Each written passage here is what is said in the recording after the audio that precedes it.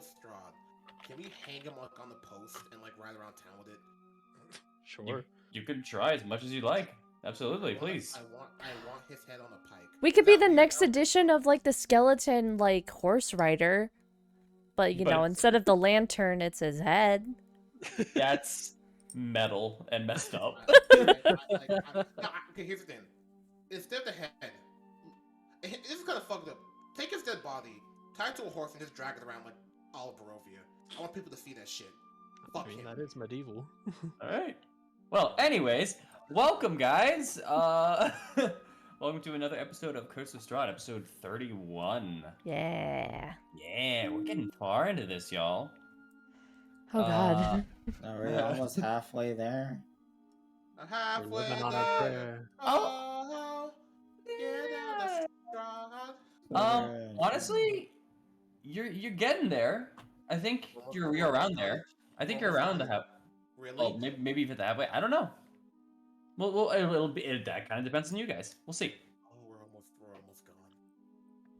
All right. Anyways, welcome back for another week, y'all. We have Aknev back in full glory, so there'll be no issues with Mike and everything. Woo! Glad to have you back, man. Yeah. Aknev was just very sick with all the Barovian bullshit. And pneumonia. Anyways. And pneumonia. Oh, I didn't tell you to roll a con save for that? Sorry. We'll do it a little bit later. Anyways. Welcome back, y'all, and let's get this started, because we started up a little bit late, but we're good now. And I can get into this if everyone out here is ready. Unless someone needs to say something, go ahead.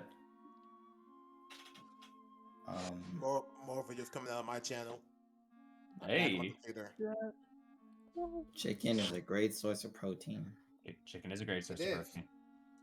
You know what else is a great source of protein? My good friend, Michael. Oh shit! Dang. How good of a friend? Can we start? Oh yeah, we'll start. Yeah, okay, he's bailing. Recap. All right, so with that hard left, let's get into today's game.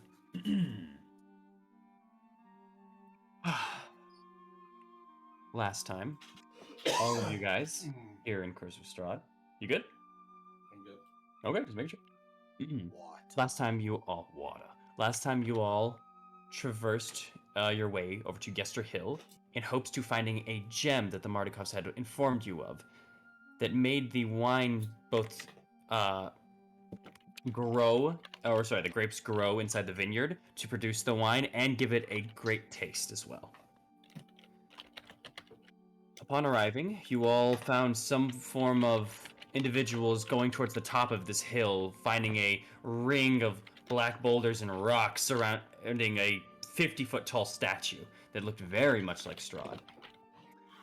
As you all investigated and took your way in very carefully, you all found out that the gem is in the center of the statue, into the chest itself. But there is also about 14 people about this large kind of black ring. You all decided that the best course of action would be to stealth rather than to go in at full force, but we're not privy to the knowledge that Strahd was just on the west side of the hill until after the plan had started. After going in invisibly with Aknev and Thorn into the statue, Strahd started making his way up. Aknev and Thorn were very successful in being very quiet, not making too much noise, and getting into the statue. But even with that, Strahd still managed to notice them. But no one else did. Strahd went up to them on a flaming horse and only gave Aknev a letter, along with not taking the gem and causing a distraction for the other people so that they could grab the gem itself. A little peeved about this, but successfully, the gem was gathered and brought back to the group, in which it was noticed almost immediately by one of the individuals who the group figured out to be Morgantha and her daughter. Upon it being found out that it was missing in the center, Aknev, with very quick thinking, made a major image to have the gem explode in the chest cavity, giving them time to escape down the hill, both either through running, tumbling, falling, or amazing shield boarding, as I'm going to call it for now. They all made their way down into the hill. Woo! They all made their way downhill into the woods to escape with the gem. Making their way back to the vineyard, they were safe and guarded by other ravens following them until they eventually returned the gem to the Mardikovs' major delight. Mardikovs then gave them some items such as an icebox and chained together blades, along with Victor finding out that the black branch staff that they had from earlier was that of a Gulthias staff, a staff of very dark nature, which Eileen snapped in half only for it to scream out very far. Seems nothing has come from that, as they all regrouped together and began loading up a wagon to help the Mardikovs deliver wine to the nearby settlements of Krezik and Valaki. On their way there, they had some few encounters, one of a wig in the brush that was cut and bloodied a bit, and that of a man on a bridge. Eileen, Thorne, and Aknev went to go speak with the man, and he asked what their business was. When they stated that they just wanted to cross the bridge, he would allow them to. However, his gaze met with Morrow, who he then asked why were they all traveling with him. Not before long, and a few conversations had, the man's questions he did not feel were answered enough, nor was his temper lowered. Therefore, he pulled out his weapon and looked over at Morrow, saying that he will take him out. I'm calling him by the name of Gabriel. Or Gabriel, my apologies. And with that, I need all of you to roll for initiative. Well, hell. Remember to click on your token and click. I've been waiting for this. I have not. I've been waiting for this. I mean, without your talking about Where'd it undead go? earlier, I feel like you were. Okay. God, This and then these are all high. Hey, what's up? Huh? Hey. 8. Oof. I don't Okay. know. shall do that. Okay. You even got a unique token too. Wow. I forgot Victor's here too. Oh yeah, he's way I- back I there, always- ain't he? I always see him on the map, and I'm like, oh yeah. That's my guy. Here, I'll give. You know what? I'll put them on the map actually as well for that turn. Oop. Yeah, Victor. How you feeling, Morrow? Oh. Wow. Damn. Not very good. Not very good. Damn. Good news, you don't even have to change your initiative. What is no initiative? Does he just fall asleep? He's like, oh no. No, that's just it's just in the tracker. He's zero. That's it. He's just stunned at the moment, guys. You know, not even accused of murdering an entire village. You know, that'll leave anyone just stunned. Yeah, he's just like the nerve. I'm just gonna wait here. I'm just gonna wait here. Also, just so you guys know, this I'm going to be using. This is an image of Davian, but don't worry about that. This is going to be Adrian right here, and this is going to be Elvira. Okay. Yes. Okay, so that's Just to distinguish not... the two. No, neither of these are tokens of them. They don't have their direct tokens, but I'm using. I love those guys. I was about to say, I was like, what's Donica doing? I don't remember this. Yeah, I know it's Donica's token, but no, that ain't there. Lawyer, where's my defense? Not here, man. It's in your hands. It's called a sword. Get to work. Actually, a hammer. And then last one. John Morrow. Okay. And got it. All right. Let's set these in order. Bros. Initiative. Let's get that bread. There you guys Oh, go. hell yeah, this fucking... So, Great. yeah. So in order, it will be Wait, he's going. it'll be the cart, Aknev, Thorn, Eileen, Amaris, Victor, and Maro, and you don't know when this guy is going. Okay. All right.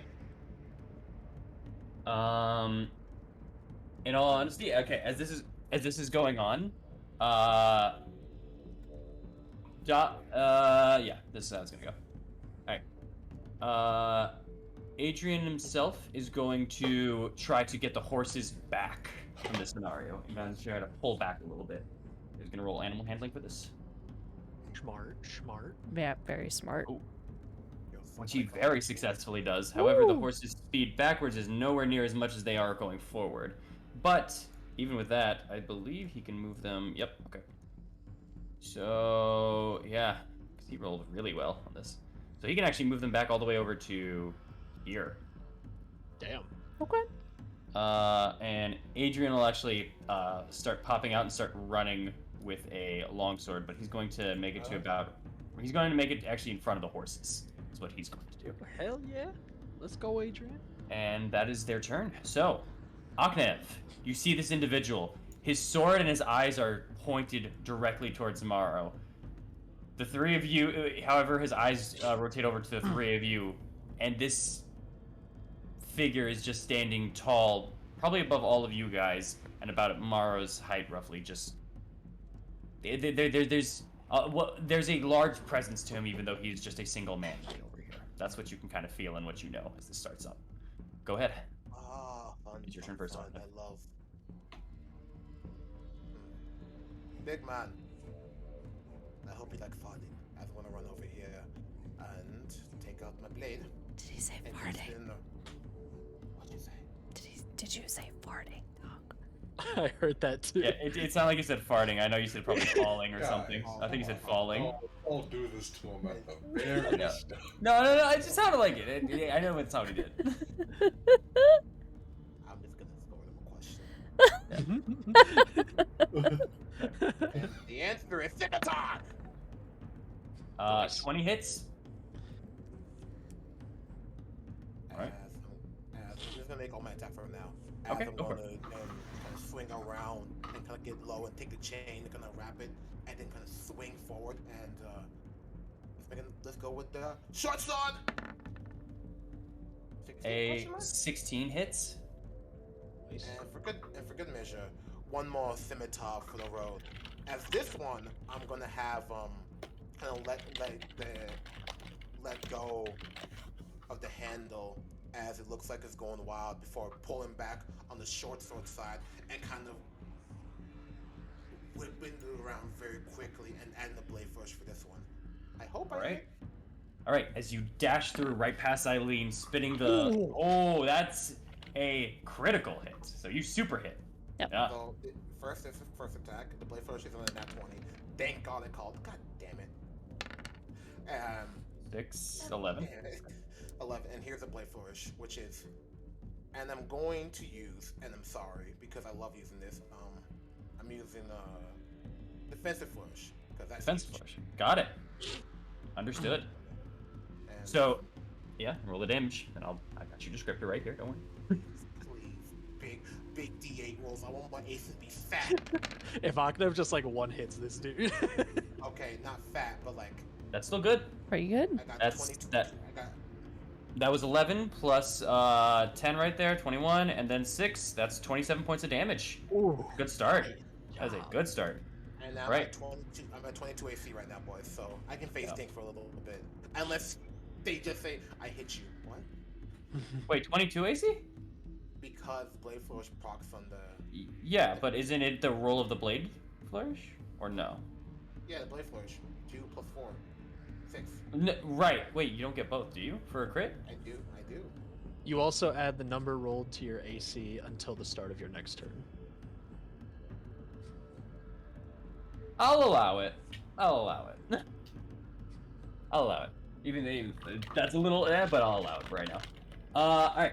So as you rush through immediately, Eileen and Thor, as you both are preparing, there's just a blur to your left side as you just see Aknev getting immediately low to the ground and pulling out one of the blades, stabbing this individual right into the chest of the kind of rusted chainmail that just it hits and makes kind of a clinking sound against the armor. The individual, although he takes the hit, he doesn't actually move too much, but his eyes gaze over to you, Aknev. But you're too busy immediately taking that blade, pulling it out, and moving over to his side, stabbing him right on the left side of the abdomen, just back and forth until eventually you pull that out and you just give a good cut around, holding onto the back end of one of your blades, the chain lashing it out almost kind of like a whip and cutting right at the chest. You have made some fine work. But as you look back at this individual, they don't seem too phased. That last hit, definitely you can see that they at least moved, but the first two hits, they almost didn't even waver. This is a hardy individual. You really want to kill Maro, don't you? This is gonna be fun. That's my turn. Okay. Get your ass over here, Thorn. I got my sweet spot. It is your turn, Thorn. Yay! I'ma go, in the good place here. In the good place, yeah. Right on the edge of this wall, and let's get that advantage going. Let's make some magic happen here. Let's make it happen. Let's fucking go. So that is a 22. 22 hits. 22 hits. All right, I'll roll that damage because I don't want to just randomly kill this dude. All right, 8. There's an 8, and then I'll go for that second attack. Yo, we're cooking away. Get that 24. 24 hits. Get that damage. That's another 8. 8. And then for that second one, I'm gonna add my menacing attack to that to try to scare this dude. So I'm going to do my necrotic dice. There we go. So that's 6. So that's 14 with that. And if he makes that DC 16, Okay. Let's do this. What was the DC? Sorry. the DC is 16. That is a 20 total. Okay, so he's not frightened. He's not. But he does take that extra 6 damage. All right. And then let's get that. You- Let's go for it. Let's get that last hit. Business. Oh, An not good. 11 Yikes. misses. That's not the Okay. business. As you rush in, you already are preparing your menacing attack. Your left arm begins kind of swelling with the smoke as you lead in with the right, slashing through, guiding your blade towards the legs to try to injure him or take him down. It doesn't appear to have too much of an effect, but you look through, that smoke tears its way up to your face, the eyes once more, and you give it a terrible swing, cutting right at his arm. You can actually see some of the flesh just gets cut into, and some of the meat just kind of drips out almost a little bit, but it's very dried almost from this figure. As your eyes pierce into him, his eyes pierce back into you, and you see he's not frightened, tripping you up, and you volley on your third swing. All right. That's all good, yeah. Is that your turn? That was your action, bonus action. You still have some movement, but it's up to you what you want to do. Yeah. I'll stay here. I'll call it here. I'm good. Got it. Eileen, it's your turn. All right. I'm gonna take a couple steps back. I'm gonna block his eye-line view of Morrow, and I'm gonna shoot with my bow. But before I do that, I would like to use Slayer's Prey Go for it. on him. Yep. You marked it. Your eyes just kind of close for that moment. You open them back up. The whites of your eyes turn black, and the center just kind of turns yellow and almost feline-esque as you just focus in on the target. Hell yeah. And then I'm gonna shoot. Fire it. I think he's gonna last long, so I don't think he's dead. So I think it's okay for now. 13. A 13 just hits. Whoa, okay. As you go through and you realize the point of which it's about to hit, it's going to hit near at where his armor should be protected, but you see the rust give to your arrow and it just barely sinks in. You're starting to think that this armor may be almost useless at this point. Huh. Okay. I'm gonna You're- re-roll the one with my feet. I assumed. So I'm just gonna click the re-roll. I'll keep the one on top. Okay, Yeah, so 7. yep. So 8 total. 8 for the first one, and then second attack. The arrow sinks on into the chest. The 16 16 hits. 15. That's much more this time. 15. As you go through and you just fire another arrow in between his shoulder blades, trying to at least lower his guard, his weapon, something. But this man is still standing his ground as he's just getting hit by this onslaught. His eyes still focused on Morrow, even through you, Eileen. Yeah, because he is taller, so it makes sense. Yeah. Right through the horns. He gives him a line of sight perfectly. My horns go down. Eileen is iron sights. Yeah. Iron sight straight up, yeah.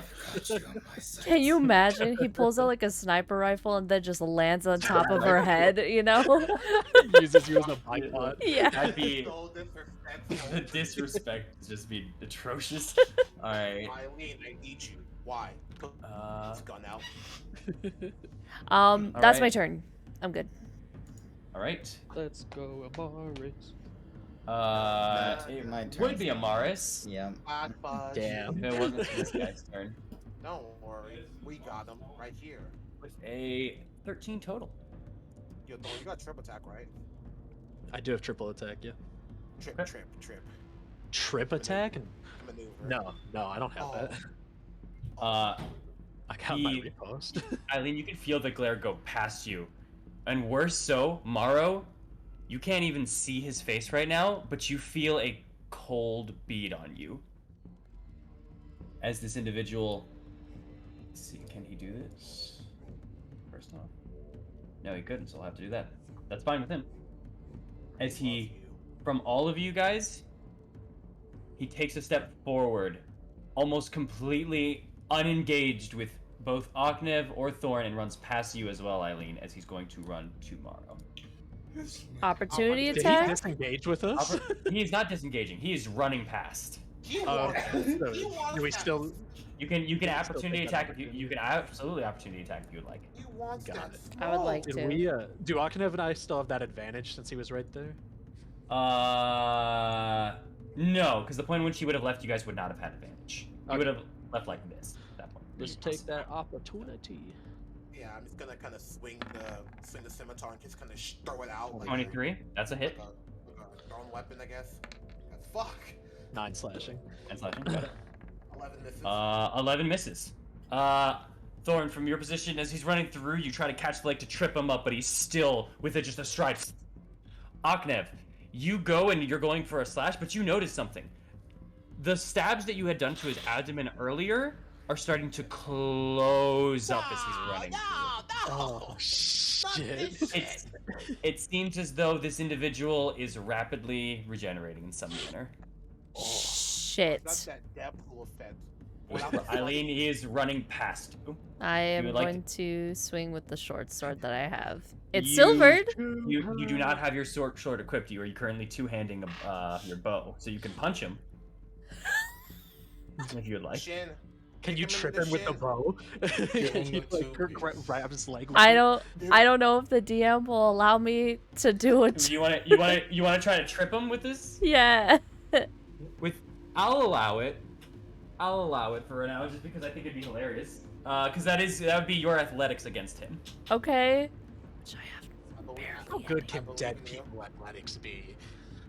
bruh. Big. He's kinda big. You got the necrosis in him. You feel me? That shit So like. do I. He wins. Yeah. He wins. I know this. 23. Yeah, 23. he wins. He wins. I know this. I feel it. Oh, 23. Oh wait, sorry, 22. Anyways, Yeah, that's Uh, a big difference. okay. This fucking guy. As he just is running through, you go to try to put the bow in front. Actually, in fact, you know what? No. Give me a deck save. No. Give me a deck save. Never punish? Question mark. Give me a deck save. Give me a dex save. Don't do it. You're fine. 25. You That was realize almost that a you nat realize one. you realize the stride of this man is so strong that if you would put the bow in front to try to trip him, you may have either snapped a string or worse. I You could know. have stepped. Would you have could have fucking broken the bow broke with it. the stride. That's why I'm like, don't you do it. No. Oh I'm just the messenger. Don't worry. my Anyways, god. Speaking of being the messenger, as he's charging through, as he passes Eileen and is looking directly at you, Morrow, his eyes are flaring red as he just goes, Gabriel, I will end you. How As- much damage can man really do? Like, let's be honest. And two things happen in this moment. One, the longsword he holds, you see him hold it behind him, but he starts leading with a punch as he's running towards you. Oh.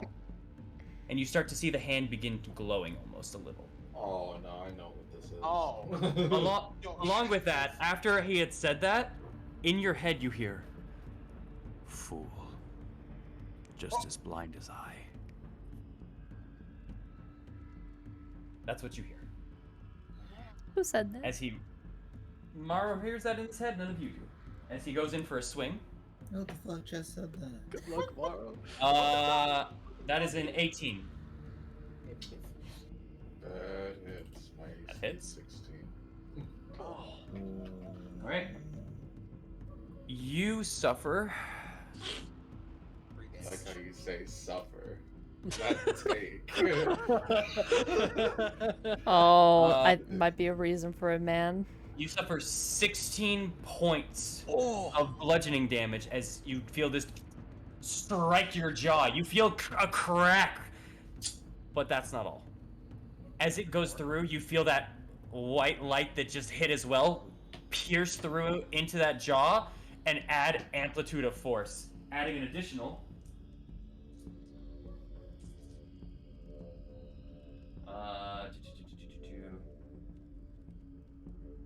16 points of bludgeoning damage. Hold. That's 32 damage in one hit. Oh, and that was with a punch. That was a chunky. Bro, got haymakers. After- I don't. After that, No. you see him grab onto the blade and swing at you. Oh my Alright, god. No, He's a not. fighter. You actually, I'm gonna wait for the attack roll to happen first. I believe, don't you have to call it beforehand or no? I have to call it before the attack is known, but to be a hit or a miss. Okay. What the dog doing? Wait, so are you doing it then? I'm asking. Because you have to do Well- before you know. Is what it says. I'm asking you. It's up to you. I haven't rolled yet. One, because it's saying you can choose to use this feature after the creature's roll before the DM determines whether the attack roll succeeds. Okay. That's what I'm saying. That like. Okay. I'll roll. Okay. Right now. Well, get ready. All right. I rolled. What do you want? Oh. Fuck it, I'm using it. You using it? Okay. Yep, might as well. I wanted to make sure. It might save him. It might not save him, but I'm not gonna know until I use it. Then Mars just gonna kind of quickly mutter some words to herself as she's gonna kind of close her eyes, and as she opens them again, the white of her eyes instead become this sort of almost crimson red. As let's just hope that this works, as I'm gonna take. Oh, you're doing this. Yeah. Got it. So, Take Amaris, 2 damage in order to do that. Amaris, you watch as Morrow gets absolutely struck by this individual. The punch goes. You see Morrow's head go to the side almost. You're worried it's almost gonna rip off, as just the blow itself is visible coming out from the other side of where he was hit. And then you see him go to grab onto his blade as Morrow is just kind of staggering for a moment. And your blood runs red hot. You feel it burn up, going towards your head, until it reaches your eyes. And you know what this is. You felt it before. This is what the Pride Hands trained you for. As you go ahead and release it. You're amplifying this so he is blinded completely. I amplify it so he so the attack roll, whatever the attack roll is, it's a -2. It's a -2 added to it. Okay, that turns the total down to an 8. Yeah. Oh wait. Question. Wait. I'm sorry. Wait. Then hold on here. It didn't. This wasn't for disadvantage. This was just for. This is just to bring the. This is.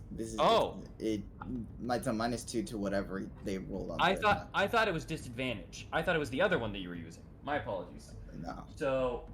Oh right, because you didn't. Never mind. Then. Hold on. That turns this into a 17. You should have went with the other one. You should have went with the other one. That hits. I rolled too low. Damn it. All right. Well, I apologize. I tried my best. You know. Hey, it was still good. It was, yeah, you did good, Bobby. All right. Bobby? You take 15 points of slashing damage. This carves right through you. The chest of kind of your own weapon kind of caves in a little bit to your side. You can feel now your armor even piercing into you a little bit. You're gonna need to work that dent out, and you are barely standing. But that is this individual's turn. As he just looks at you once more and says, "I will bury you again and again and again." You got a fan club, bruh. High five. Lars, it is your turn.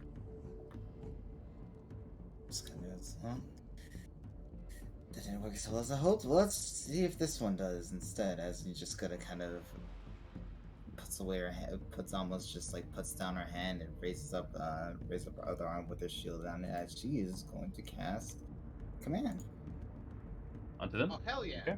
Yeah, in particular, I'm gonna have them drop what they're holding. So Yeah. You're saying the command drop? yes.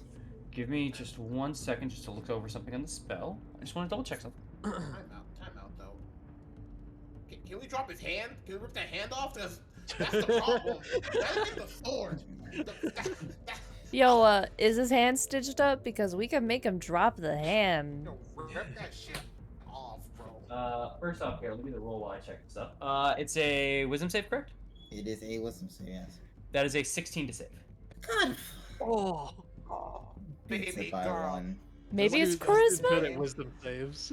No, it's a wisdom save. Target must succeed on a wisdom saving throw. No, I mean, like, maybe charisma save spells could work? Do we have a lot of those? What's this? All right. So. No. Well, as you cut out of this command to drop, you see the focus on Morrow is so deep and so intense that you just feel brushed off completely. You've never felt like a backlash of like your spell coming kind of back at you, but it just kind of you even feel and you brace yourself. You feel yourself move about like half a foot backwards, sliding in the dirt. Like there's nothing in this one. You have to yell at you. No, you drop. And you're like, okay. Fucking A. I just need them to be safe. I'm gonna go up here.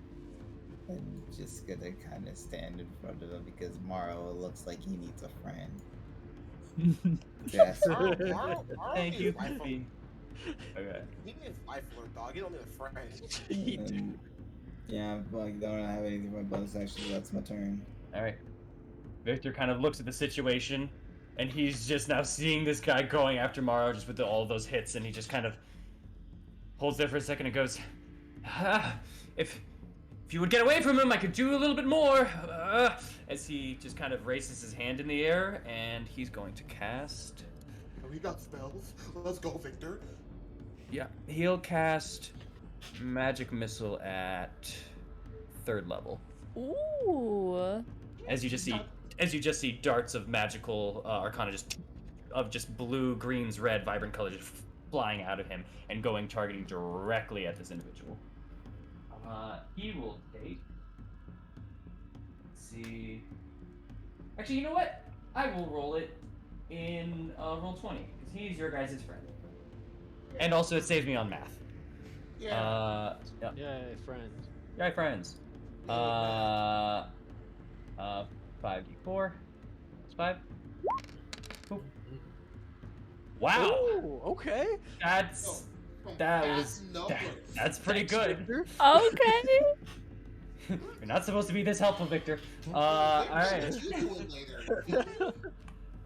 As just this individual is barraged by this magic coming from the top. You see as he even goes to just kind of slash at one in the air after getting hit with the first two. The third one just kind of hits him in the chest and just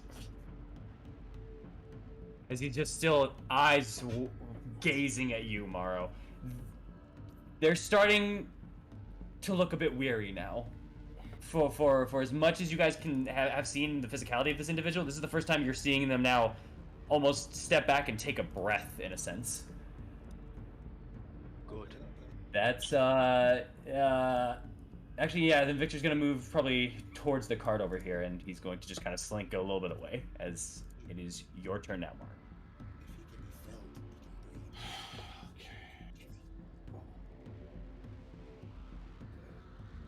That will be difficult terrain, fair warning for you. But it's just for your movement count. You can make it still, I'm just saying. Alright, so it's 10, 15. Yep, absolutely.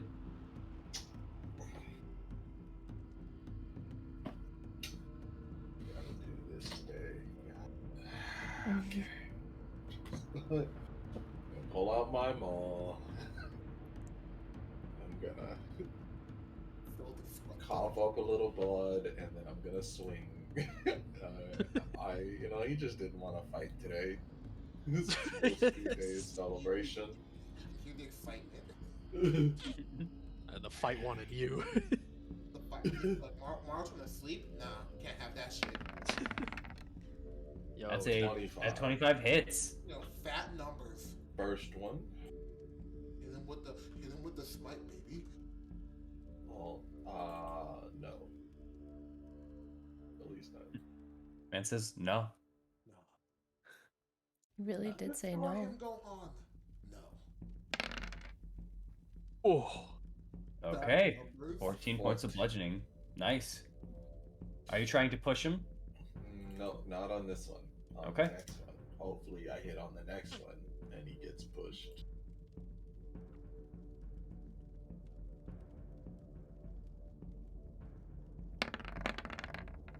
$17.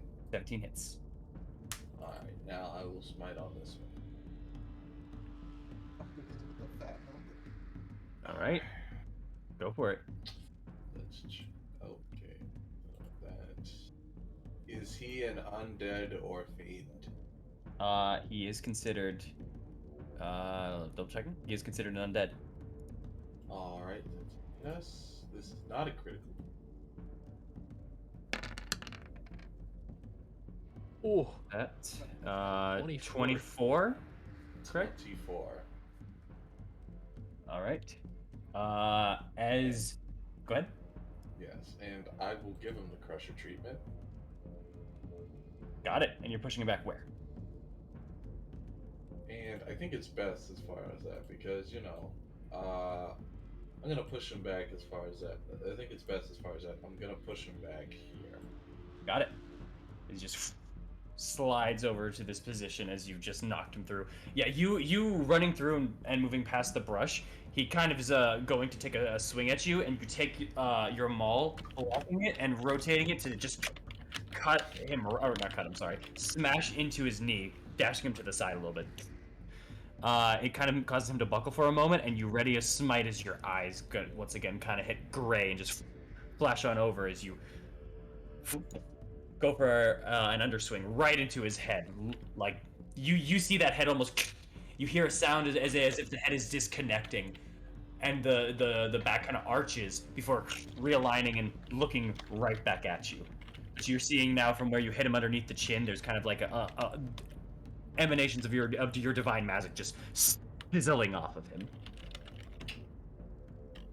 He is looking at you through broken teeth and a just a brow of hatred and utter just discontent for you. There's no form of any pleasantry here. 20, 25, 30. Just gonna limp my way over here real quick. Okay. Actually, I don't wanna make it hard for Thorn to get over there as far as that though. It's okay. I think I can cut around like right through this one path without it being difficult terrain. I'm pretty sure this is difficult terrain, correct, Lord? So This one the right way that I have it for this kind of map, it's difficult terrain for like areas like this, you know. But that's if there's an enemy next to it. If you have an ally next to it, it's okay. Okay, so I'm fine. Yeah, he was here and you were trying to squeeze through. That's why it was difficult terrain. Oh, okay. Alright Yeah. then. Alright. That's Then fine. I'm just gonna move here instead and Jesus. All right. As you're doing that, and as you're just kind of running back, you can still feel the gaze from this man on your back, and you just hear him say, Run as much as you want, Gabriel. I will come back. I will find you. I know your friends. I've seen them. I have them. They're right here. as he points the unbladed hand to his head and just kind of pointing to where you assume his brain would be.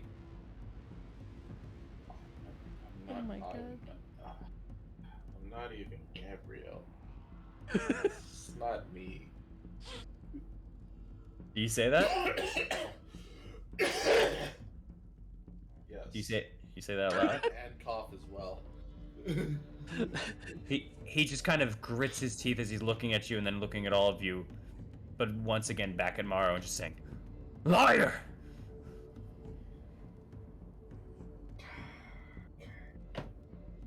Is that your turn? That is my turn. All right. It is their turn, and honestly, Adrian is going to kind of get in front of the horses as well. But Elvira is going to say, "Do you need us?" No. Good. We can use a towel later if you don't mind. Just protect the cot. Got it. Will do. As they will just stand their ground. Aknev, it is your turn. What is? He just looks angry and defiled and just mad at Morrow. Right? Yeah, absolutely. His gaze has not left Morrow for more than half a second at all times. Perfect. I'm gonna kind of run down here, kind of tap on the shoulder, and you seem tired. Let me take it from here. I'll run over here, and I'll make. Cause I'm kind of as I'm running, I'm gonna duck down behind the Mars and kind of pop up here with a short sword into his throat. AC back to 16, by the way. Sadly. Go for it. Short sword. 17. A 17 hits. As with that, because of what class I am with College of Swords, I get an extra 10 feet movement. So, You do. but How do you want to do this? Because that man had 4 health left. So actually, Whoops. I was going to run up and kind of stab him in the arm, then wrap the chains around his neck, and just kind of pull him in closer. I'm also here as he whispers. The man Gabriel is dead already. I made sure of it. It's a fake. Live your little life somewhere else. As he's going to pull on the chain and pull until pop the head off. Roll a deception check for me with disadvantage. That's fine. I'm gonna use my little thing, and hopefully I roll well for tomorrow's sake.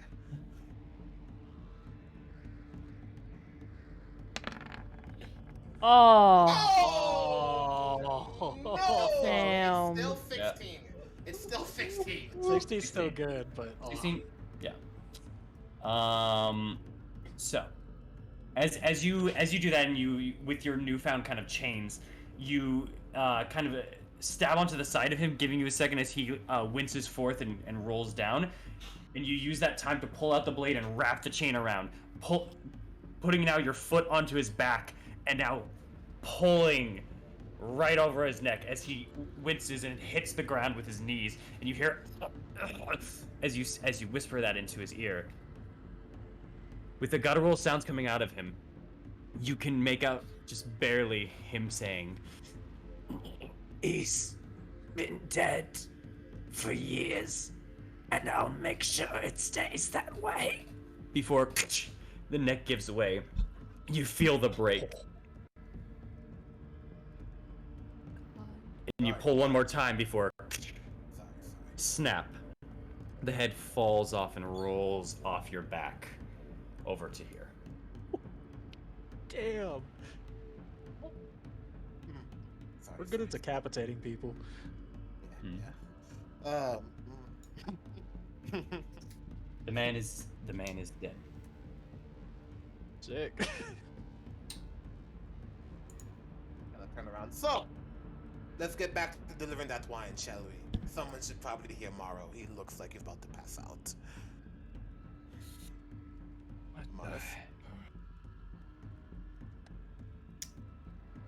He's gonna kind of look at you, kind of look at the body, and just. Actually, the body itself, as you are now as you took that glance over at Morrow and already are looking at this individual, you start noticing that the body of this individual starts to almost begin to wither. Both as you see now the head just almost starting to turn much older more rapidly and beginning to kind of dust and diminish in this part right here. And as you look over, the armor itself is, while still intact, you're starting to notice that parts that are not hard set in place are beginning to deflate almost as if the body is encaving on itself or diminishing in a similar manner. But not the sword, though, right? Not I'm the a sword. yeah. No, I'm gonna the take sword- that sword. All right. No, the sword is still there. The armor is still there. The armor looks very rusty. The sword does not look super rusty. However, as you pick it up, you do notice the gleaming on it does stop. Interesting. Okay. Alright. You look at that hand where you punched the fuck out of Morrow like Molly walked his ass. It is disintegrating as you look at it. Okay, I'm gonna cut it off. You want to cut it off? Go for it. Yeah, you separates. It's still disintegrating with the body. Well then, Adrian and Elvira have gotten like next to each other at this point. They're just kind of like talking very quietly. you can share with friends, can't you? Come on over here and see what happened. Just gonna look at them, just give them a smile. That's the thing. We've never seen something like this, at least. We've seen, don't get me wrong, we've seen undead before. We've seen things like that, but never one that can speak. Or one that disintegrates, as he's looking over, and almost nothing's left of this body at this point. There's very few. The dust is forming, and now the winds are starting to take what remains of him. So, if These slow winds. If I can make a guess, because this sounds like out of the storybook, with everything he yelled and everything he said, he is vengeful and probably will be back for Mara one day. Probably sometime soon, maybe a month, maybe a year, who knows? We should probably figure out why he's vengeful and who this. What was his name? Gabriel. Gabriel is. Maybe this Mara, maybe it's not. But the sooner we figure out that, the sooner we put him to rest, the sooner we don't have to think to him again. He might come back. He might not come back. And if he does come back, well, Mara will probably take care of him this time. Right, Mara?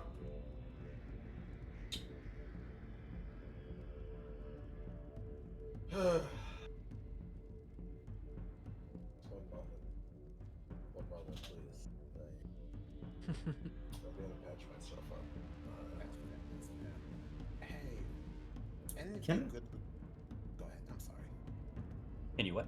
Would I know of any sort of any sort of form of undead like this. That matches this description. You can roll a. Actually, because of your. Hold on, let me check your background real quick. So. Your history, come on. Could I also attempt?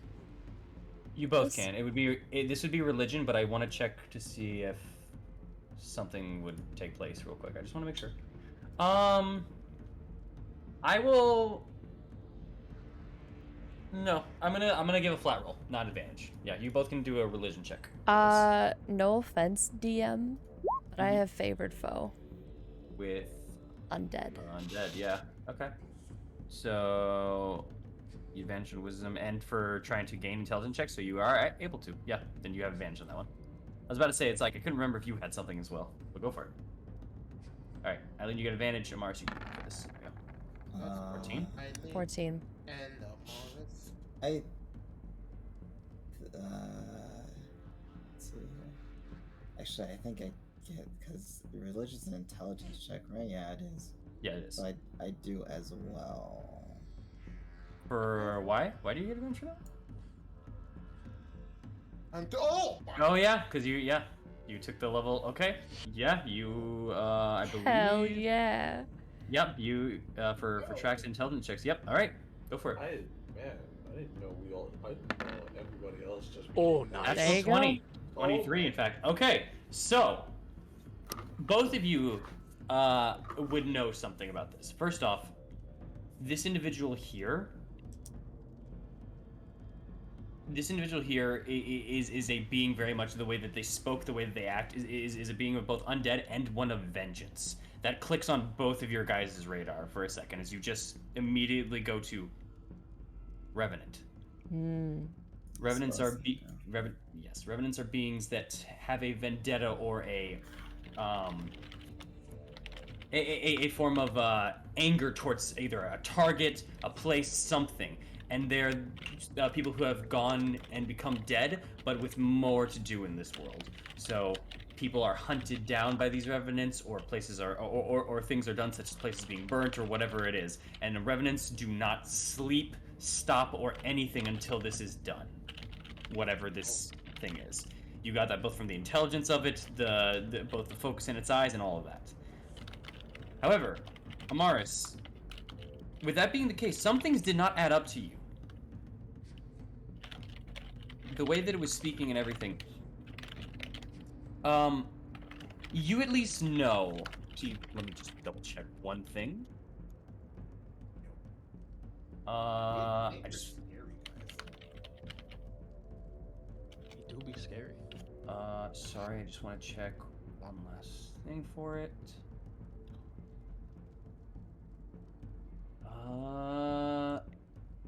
Okay. Alright. You know that at the very least, when a revenant comes back, it can be stopped by being killed. Obviously. The way they spoke, the manner in which made it sound as if they're not done. They're as if they have some manner, some way to come back even. Just everything that was said. You know that's not the normal case for a revenant. You know revenants are a one time when they are past when it's finally dead. That is very strange that is the case. Hey, open the rock. Let's go. You don't know whether this individual is lying or telling the truth, but that unnerves you a little bit. I don't think this will be the last we'll be seeing of him. Are you saying that was right? Even though it's a revenant. He just nods. The way it was speaking, there's something about it. It's almost as if they had a way of coming back. Now Well, they spoke. Morrow, I think you need to get better armor soon. Because if what Amaris is saying is true, That man will not stop until you are dead.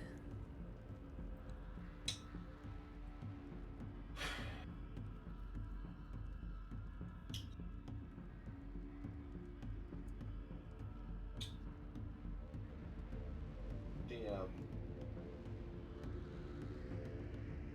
correct me if I'm wrong, but I want to make sure of this. When we ended last session, he said I was one of Strahd's dogs. He did say that, yes. Okay. He said he had said to the others, you travel with the dog of Strahd. Or Strahd's dog. One of them. Either way. I can't remember the exact. It was forward or backwards if I said it. Island. Yeah. Looks like we're gonna have a conversation at dinner. Yeah. We sure are. Get your questions ready. Knowing him, they won't. Knowing him, they probably won't be answered. We're gonna have to learn more about this Gabriel person.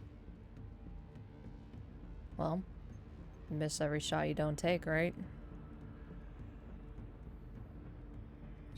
I hate that logic. Tomorrow. Yes. The next time before we head out, I need to speak with you about something.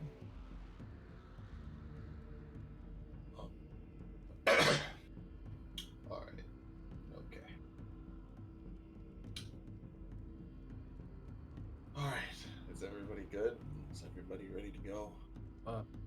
You're right. Let me get the horses ready. We're ready to go in just a minute. As Adrian and Elevir are going to just kind of get back onto the cart and start preparing the horses to go.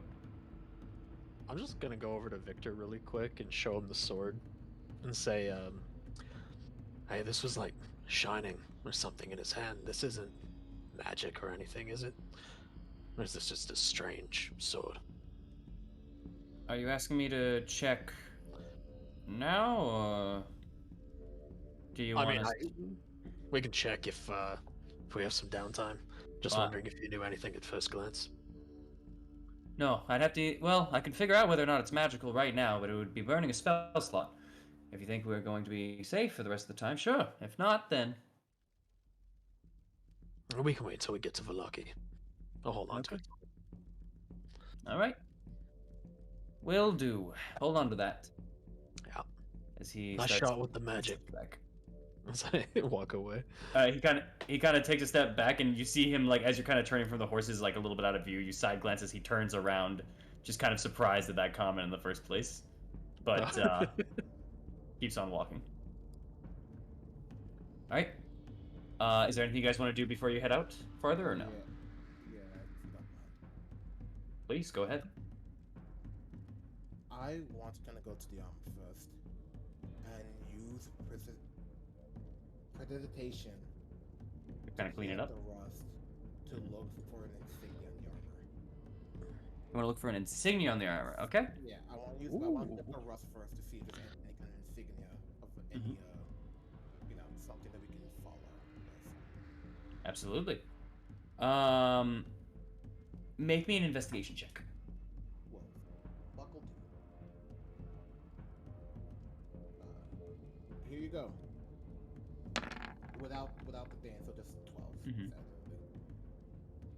And sorry, question: do you have any proficiency with like smithings or anything like that? You don't, I believe. No, but Jack of Trades will count. Jack of Trades. Well, no, I just wanted to know if you knew specific. I wanted to see the angle that you would come at this a little bit. It's so very, I'm going off the, I guess the idea of this. No, you're good. You're good. Okay. Going through and checking as you're going through the precipitation, you are seeing very much that this armor itself, as you can't full on clean up all the rust just through the precipitation, but like going and inspecting all parts of this, there doesn't seem to be a noticeable insignia to you. This very much seems like traveler-based kind of equipment for either traveling adventurers or things of that nature. It doesn't seem to be anything of significance to you at the moment. Just, There. and stuff. Throw away armor. Interesting. It seems to be that case. I will say with the 15, I know where your head's at, and that thought doesn't fully leave you, Aknev, as you're thinking. The way that he spoke, the way that he was, everything. There should have been at least some form of an insignia or some form of something attached to him. The stream is down, by the way. Or at least I think it is. I'll reload it. Oh, hold on. I'll double check. It might have just been on my end. Never mind. Okay, my end. I'm dumb. There should have been. You're thinking at the very least, so the way he was talking, and now just, it seems more and more, if you guys have been kind of communicating about this stuff, there's so much weird with what he's saying and how his body is and all that's going on. Some of it either doesn't make sense as a revenant, and some of it doesn't even make sense now to the position that he seems to present himself as. The body is gone, but the armor itself is very neutral. And there's something odd about that to you. And it's the thought's not shaking from you, that how odd that is. Before we leave, humor me to stop, all of you who are good at intelligence and hunting monsters, correct? That's Amars and Eileen. Yes. What if it's not his original body? That this is some sort of possession of other people. That's why there's no thing in the armor. And everything he's saying wouldn't really make sense if he's not repping everything. And that's why his armor stayed in sword, yet nothing else did. What if he was made? What if he's possessing? Can I check that? If the individual was possessed in some way? Yeah. Well, basically everything Aknev just said. If anyone would like to, they can try to roll either an Arcana or Religion check. Different facets. But what I will say, disadvantage because the body is long gone. So this is off of like thinking back to moments. Does this? So to say. And it doesn't. Does this pertain to undead?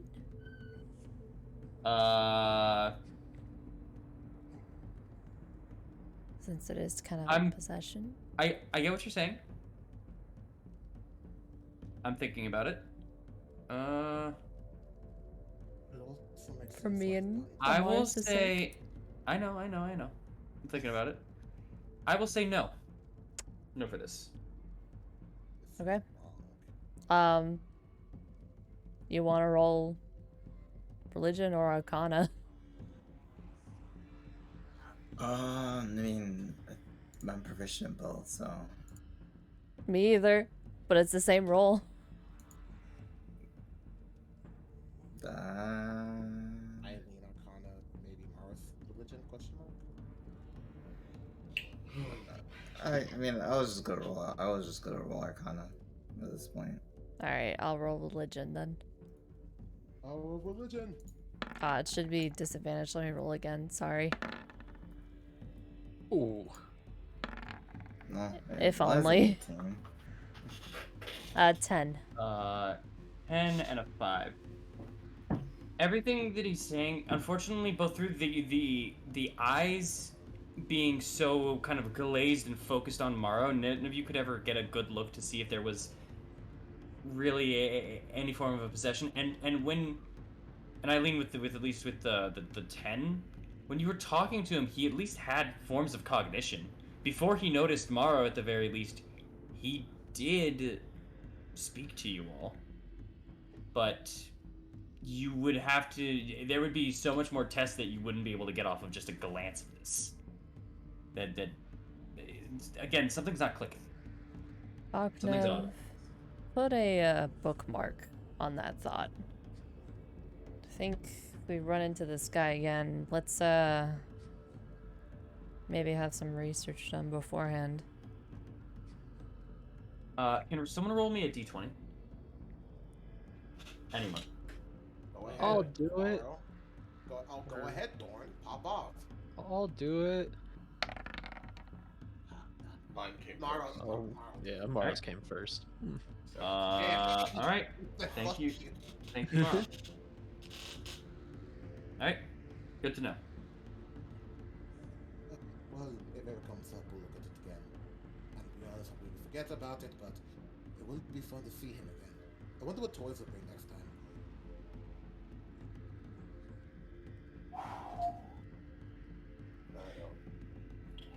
All right, we should head out. We should deliver this. We should deliver this wine. Yeah, you need to rest.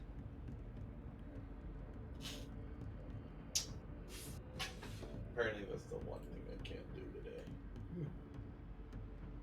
Just close your eyes, lie down. Very easy, actually.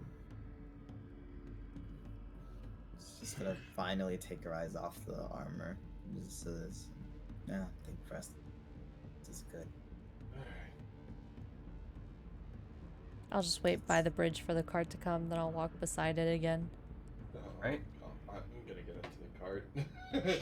If there's room, I'm gonna lie down. Yeah, Brother- they- brother- If you want to lie in the back, only one person could really lie in the back. Unless I mean, that's fine. I'm gonna be walking beside Thorn anyway. okay. Then I got some I'll, shit to say to him. I'll bring you To back. me? Well, here. Here. Oh, then, okay. if all you guys could situate yourselves around the cart, then I'm putting Mario onto the back of it. This If you guys is situate where how I was you where you. before, right? Yeah, you were right there. Eileen Okay. was right here. Aknev was back here, or sorry, back here, and Victor was back here. If so, how Victor would prefer to stay next to the cart or towards the middle of everything if he could. It is kind of what he would want to do. Unless you guys want him somewhere else, but that's what he prefers. Nah, he's good there. Okay. He's been a good And- middle. And where are you going to be on Mars? Next to Thorn. Next to Thorn? Got it. Okay. Okay. Then you will stay right there. Are you guys gonna pick up the stuff that he dropped, or are you just gonna leave it there? You got the sword. They got the His sword armor's already. not broken and fucked up. I'll take the armor. You can take the armor. It is. You can add rusty chainmail to your inventory. Could sell it. I'm not going. Who's my guy? I could. Wait a minute. Blacksmith that can melt it for scrap. I could probably like Right. snake those. Right. Also, Right. it's add 50 pounds to your inventory. Also, just 50 pounds. Okay, well that's fun. Buy I at the can't high carry it. price. Oh well. Wow. I'm over capacity. Okay, well, just hand it to me then. Yep, you can. All right. Add rusty chainmail, 50 pounds. Alright. Maybe it's cursed. You can also add. There gives no armor benefit to this chainmail. Yeah, sick. It's just bad. You're wearing 50 pounds of paper. No, it's rust. All right. We're moving back So to. what if it's cursed, right? And anyone who wears it gets like snatched. All the more reason to sell it so we don't I'll wear test. it. I'll test it out. I got you guys. Don't worry. All right. Let's see. Here we go. As you guys continue now onwards after that harrowing event and moment, you make your way back over, across the bridge now, which you guys have actually not been across before. This is your guys' kind of first time, and you can kind of see the tower off to your guys' right side. Couple, maybe about a mile away almost at this point. It's definitely a couple thousand feet. Nice. As we're kind of walking, we're just gonna kind of tap Thorn on the shoulder, try to get his attention to say, "Hey, so remember when you were saying that you didn't like the idea of necromancy and the like, and you mentioned of warning you if any were to be used around you. Yeah. Yeah, I remember. Well, there are instances in which I have used such things around you. Of course, they were to deal with the enemies and to deal with enemies that were in front of us. Two moments I distinctly remember were when we were back in, when we were traveling from, I think it was Nightstone to Dagger, or we were dealing with the owl bear. When we were dealing with the owl bear, I remember there's a moment in which I used a spell, which is necromantic in nature, to at least quickly take care of the situation. And there was a time as well we were in here, in which, as we were dealing with one of the crazed druids, that in which I used another spell, different but still necromantic in nature. I wanted to ask 2 questions for one. And the first one is, are you bothered by these uses of necromancy? Because if you are, I will stop using it.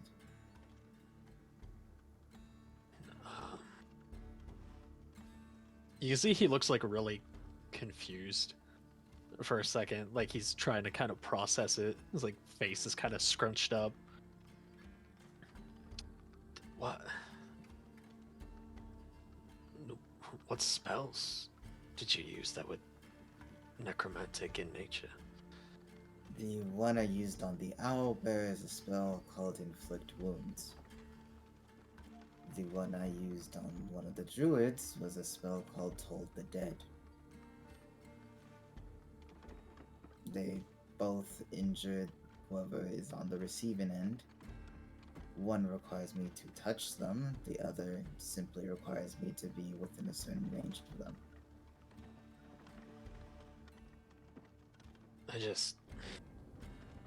Eileen told me a bit more about necrotic magic, how there's like revivify and things like that, which don't surprise me, because it brings people back from the dead. But the ones that you use, I don't remember them being all black and smoky and the usual necromancy that I've run into before.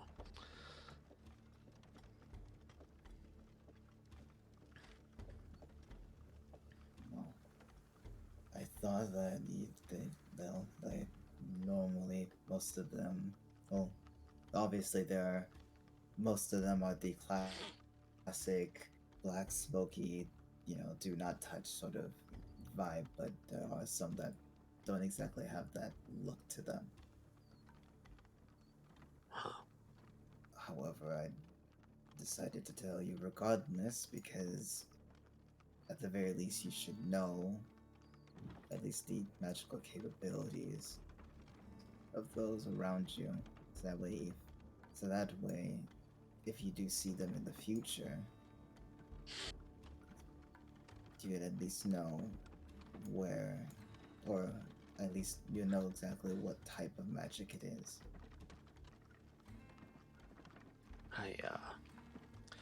I appreciate that. I know it's a pain.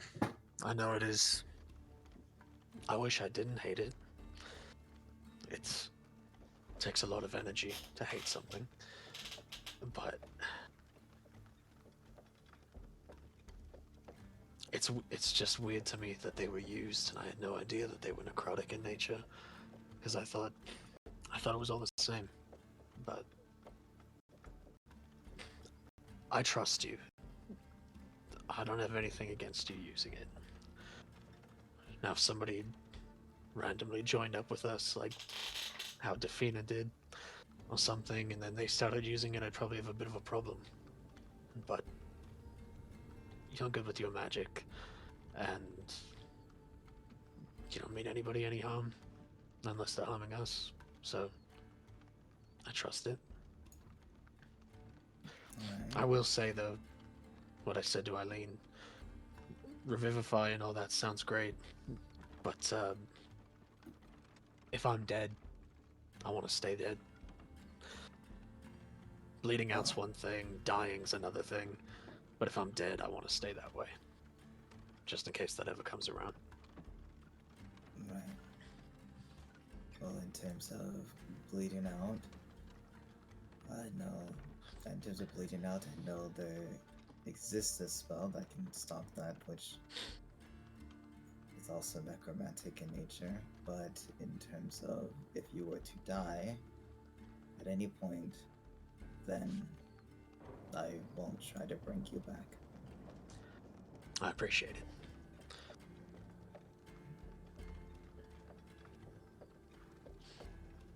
Now, So- getting off this topic, Mhm. is there any other jokes that you can teach Eileen that aren't just the simple puns? There has to be something else, right? I thought of a joke the other day. It's when you're bogged down with a bunch of guys and gals that are typically in a military fashion, you mostly come across the same jokes. But I'm trying to think of some. While we were in Barovia, and I thought of one the other day. It's kind of a pun though. Do Okay. you want to hear it? You can tell me if it's good or not. I mean, I guess, but there has to. Let's hear it. Let's hear it first, and then Okay. we'll know from there. Okay, this one was inspired by Morrow. Don't tell him. I thought it was pretty clever. So, what do you call it when you win a hand of gambling in Valaki? I don't know what. You get Valaki. God fucking Do you damn like? it. Do you like that? God fucking damn it. I was thinking of that for the past few days. I was really proud of that one. I like it. Just hear kind of like clutching her face, just like not like kind of like has her head down, but you can clearly see that there's just like a smirk that just. You like it. You like it. I know you like it. As you're trying to kind of hide that smirk, and Eileen, you were with your passive perception, you at least heard the joke. Maybe not the whole conversation, but you kind of heard the joke. Oh, I heard it. But the thing that catches you in particular, because yeah, you guys are only within like 10 feet away from each other, apparently. But the part that catches you above it all, no matter how funny you find the joke, is that you and Amaris both hear someone laughing that's not one of you guys. You hear a quick like a snort, almost like a chortle, trying to hold back, and both of your guys' eyes snap to the right, as you see in the brush there is a dark figure mere feet away from you guys that is crouched low and is perfectly still, aiming a crossbow in your guys' direction. I'm taking out my longbow and I'm shooting. Amaris, you know, okay, and Eileen, you see the one. Amaris, you notice others in the brush too.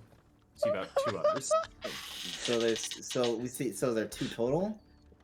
You count 3 total. 3 total. Eileen, you saw the one. Okay. Yeah. Yeah. Some of them beat Eileen's passive, but not yours. All right. As for the one. Hold on, Eileen, you fired. You said. Yep. Also. Okay, you fired. Mars. As for the one. As for the one that fucking let out a little chortle, old person. Old Fuck person. 'em. Okay, so you're both at that one person. All right. Yeah.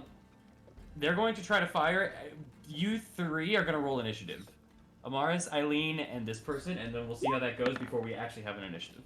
All right. I want to be All right. included in these jokes. I know. Wow, this might Ask work. him about it. Amaris, you are first. Your whole person will go off first. We'll see if they can save. All right. Yeah. That's a natural 1. Aha. Good. Fuck that bitch. Yeah. They are completely paralyzed. Eileen. I mean, Amars, that was yours. Did you want to do something else or no? I can't do anything else. Okay. That's all I got. Okay. Eileen. You were going to fire? He was aiming a crossbow at us, right? Yeah. There was a crossbow aimed in your guys' direction. Yeah, I'm shooting.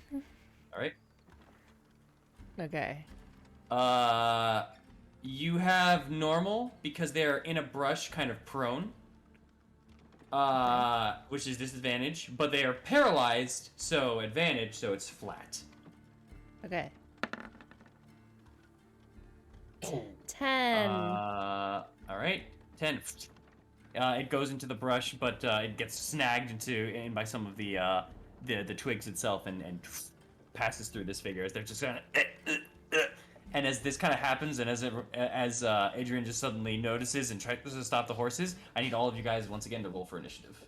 Let's go, baby. Did I get a I'm short not rest gonna then? get a 19. You did not get a short rest, and it's been 30 minutes since the encounter. Fine. 13. I I'm rolled for the not gonna party, get- apparently. The whole party got 13. Oh, I got a 17. I'm pretty solid. Oh, we're rolling again? You guys go. Here, I'm gonna click on my token and then roll. Well. can Oh, I wait, take- that's a kid. Shit. These He might are have been hunting. these are some dark figures. The only one currently that is seen is this one. Amara sees the other two, but you guys do not see those other two. Also, this figure doesn't look like the size of a kid at all. That's just a Okay. token for them. Right? Okay. Yeah. Oh my god. They seem like an adult, but they are covered in a bunch of stuff. It's hard to make them out fully. Okay. All right. All right, and let me roll. Let me actually. All right. Got it. Actually, I got. Oh wait, also sorry, I forgot to clear out the. I apologize. I forgot to clear out the last ones. I'll try to clear out the last ones to the best of my knowledge of what they were. So it was that one. That was that one. Amaris had an 8 last time. There you go. Yeah, I haven't even touched mine yet, so I'm just waiting. The other Mara's gone. Boop. All right, and I'll roll for the rest. You can go for it now. Okay. Wow, these guys. At least it wasn't the 3. At That's a least little it wasn't. It wasn't the 3, I- man. I didn't click on my token when I rolled for initiative when the thing was going on. So. It's okay. What was it? Total 3? No. Total 17. I already put it on there. Okay, got it. Boop. There you go. All right. First up again is Adrian. As one more time. Yeah, natural 20. Natural 20. Fucker. I mean, good job, but like, fucker. All right. And once again is going to be a very similar tactic of just moving them back, and as he just goes, hold them off, as he's just going to start backing up. What else do we do? They can't actually squeeze farther back than this, so this is where it's going to kind of end because the horses can't go farther past both Octa and Victor at this point. The road was a little too narrow. Yeah. And once again, Elevator is going to hop up and kind of get in front.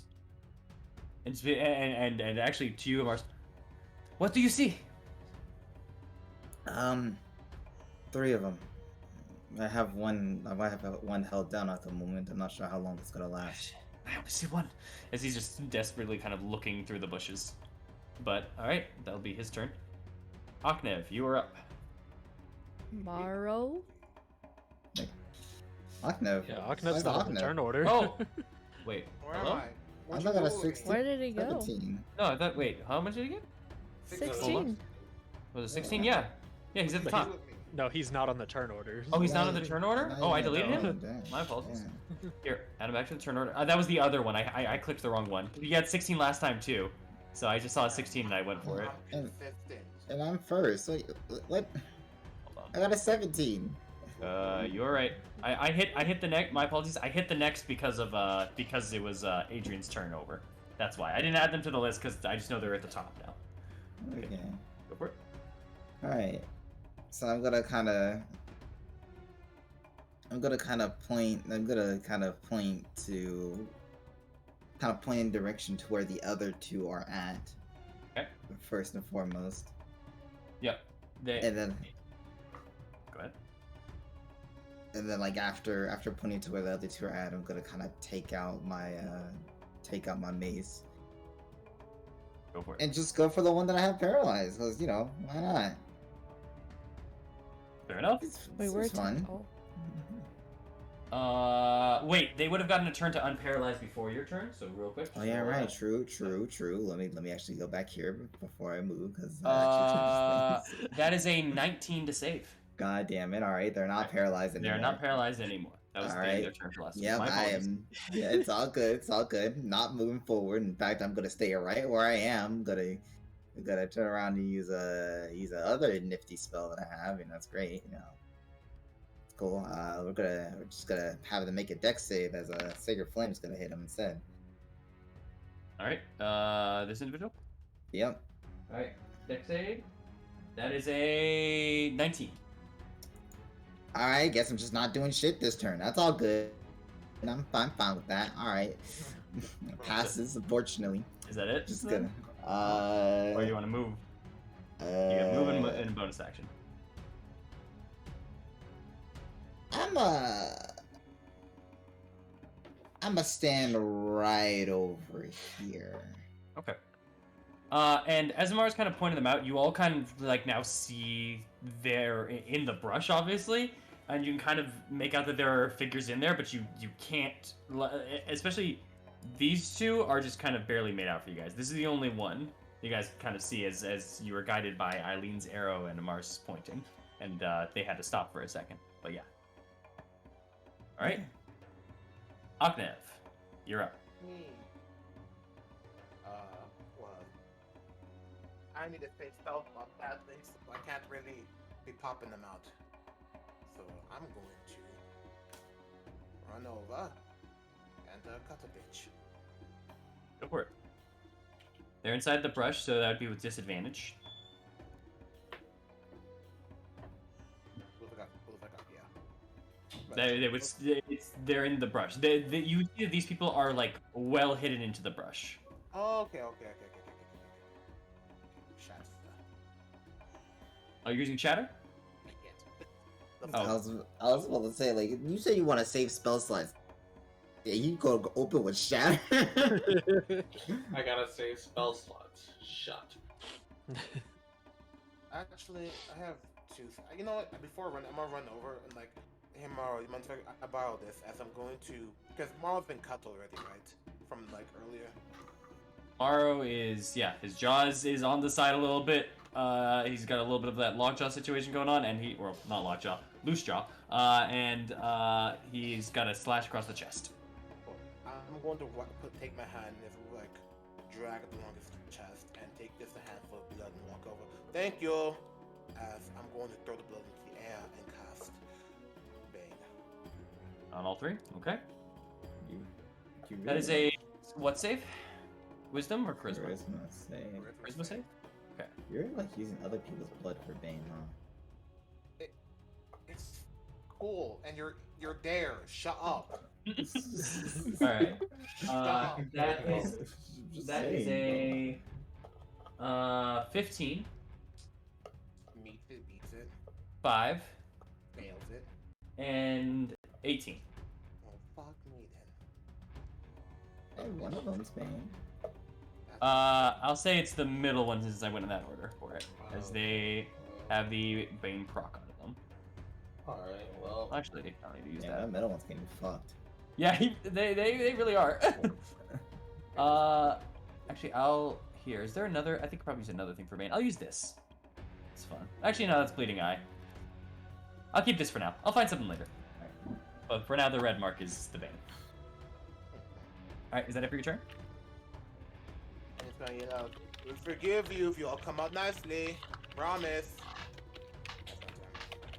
Alright. Morrow, it's your turn. Okay. It's been 30. God. Fuck. Okay. You can take a break now. You can take a break. You can still lay down. The fuck? You want to just lay down for it? You can. Yeah, you know, like I can't get up. Hey, Wait. remember, I nearly died. I'm not half an hour ago. I'm gonna take a nap, guys. Don't worry. The All right. rages. I can't. I mean, like, If you Like, want to rest, that's cool. you know what? I'll take out my weapon and I'll be on alert, but I'm just gonna rest. You know, I'm gonna rest. If they're getting mollywopped, then I'll rush in there. But like, I think Alright. they got it. All I right. don't even know if these dudes want to hurt us. Victor I Victor know. just kind of takes like a couple steps out behind the horses and is just now looking kind of, but you can see he's squinting from your perspective, Eileen, and he just goes, Thorn, Amaris, I can hit him with something big, but I might get you guys. It's your call. We don't even know if they're enemies yet. Are you What do you enemies? want? I'll say that because it's your turn. Are you saying that, Agnev? Yeah. Are you enemies? We're just delivering the wine. Why are you being weird about it?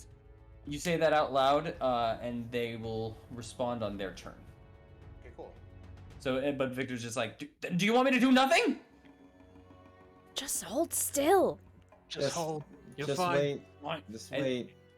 He says fine, but he's taking out his hand. You see fire kind of starting to emanate from his hand, and he seems to be holding an attack. He was about to burst them. Good enough. There you go. Man's Alright. really trying to cast Fireball, and I respect him for it. Yeah. Let him do it. You with your knowledge, you know this is a minor form of it, as in firebolt. But yeah, It's Ember. so fine. yeah. Thorn, it is your turn.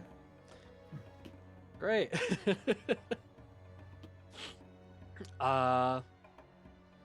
Fuck it. I'm gonna jump into the bushes between these guys, Mhm. and with my swords, I'm just gonna pull one out and aim it at this guy's neck. And I'm gonna say, "What do you want? Are you here for us or here for something else?" You can make an intimidation check for me. Gotcha. Yes, my boys. He's using his power. Oh, that almost 18. That's okay. You're having trouble getting the sword through the brush as you're saying this, so it's more like, what do you, hold on, what do you want? As it's going through, it loses the intimidation factor, but they're definitely, you can see they're definitely moving as you're doing this. They seem to be trying to get up. This is going on. Anything else you'd like to do? That was your action. Can I grab him? Can I grapple this guy? Now, unfortunately, your action was to kind of, like, stop him and try to get him up. But Scares ass. well, actually, I'll say that you could have done that as a bonus. I'll say if you want to try to grab him, you can. Yeah. Just because- I'll try yeah. I'll try to grab him. All right, go for it. What do you That'll want? be an athletics check for you. That'll be an athletics check for you. Yeah.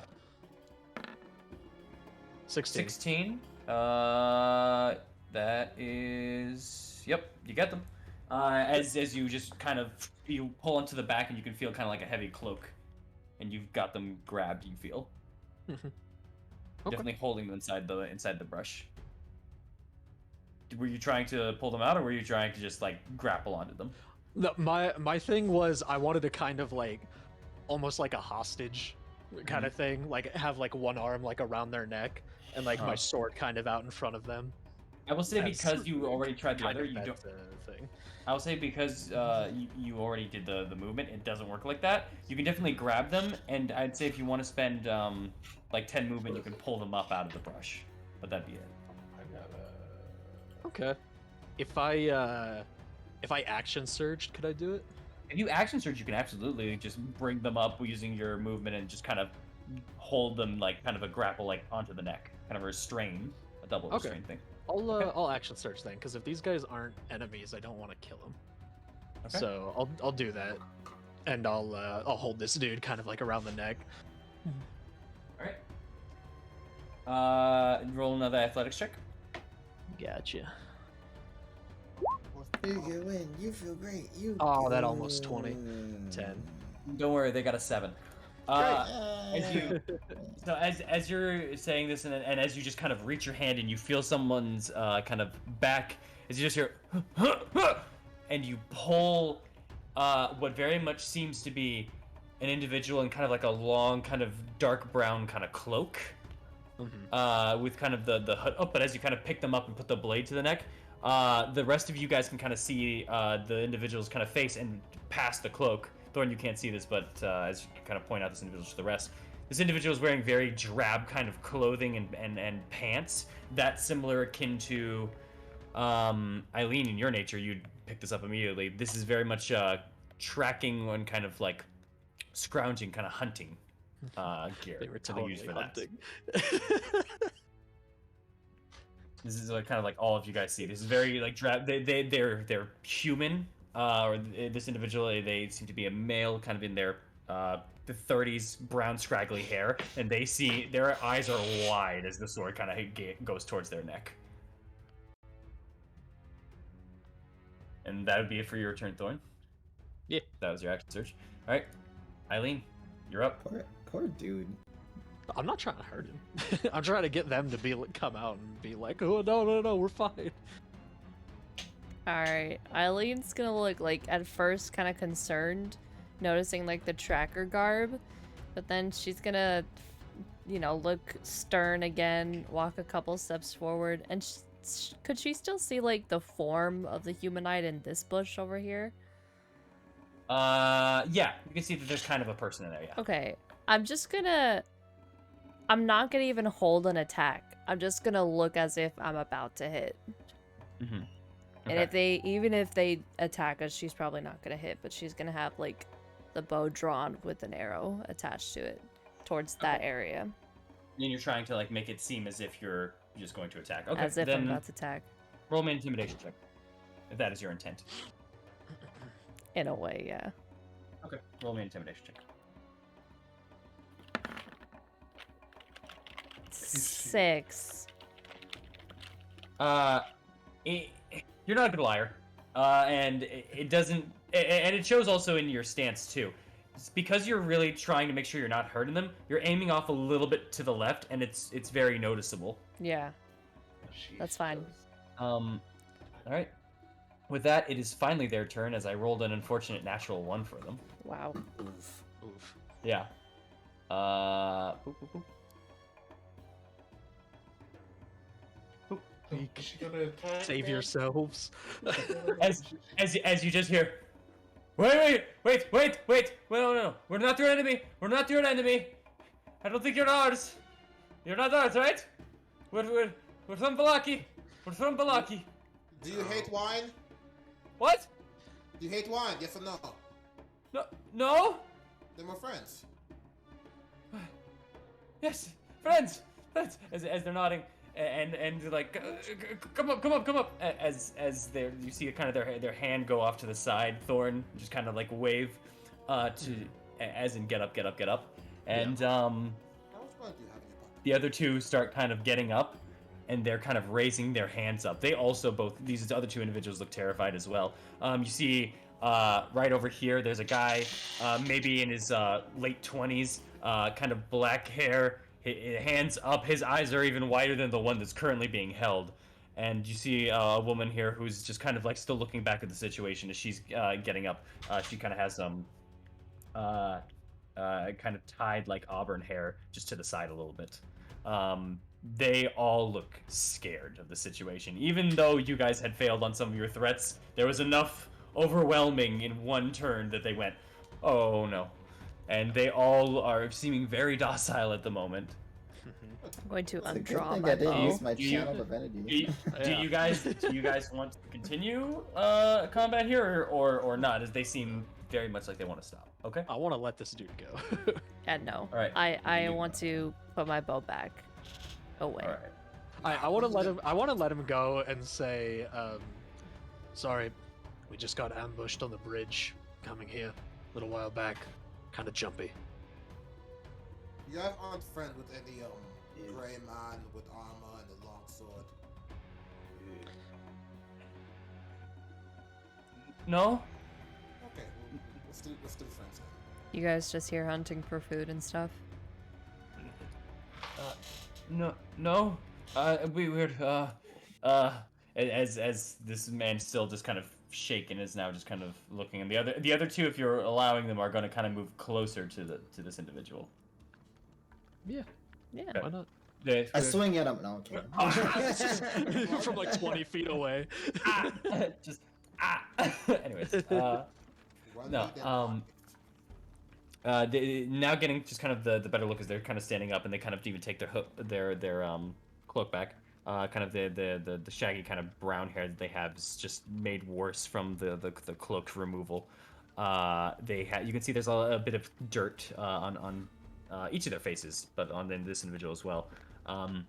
You can now see also as he speaks, they're missing a tooth already, and they've looked very much like they've lived a life more of hardship rather than any form of comfort. But that's very normal in Barovia. But this one just seems a little extra on edge.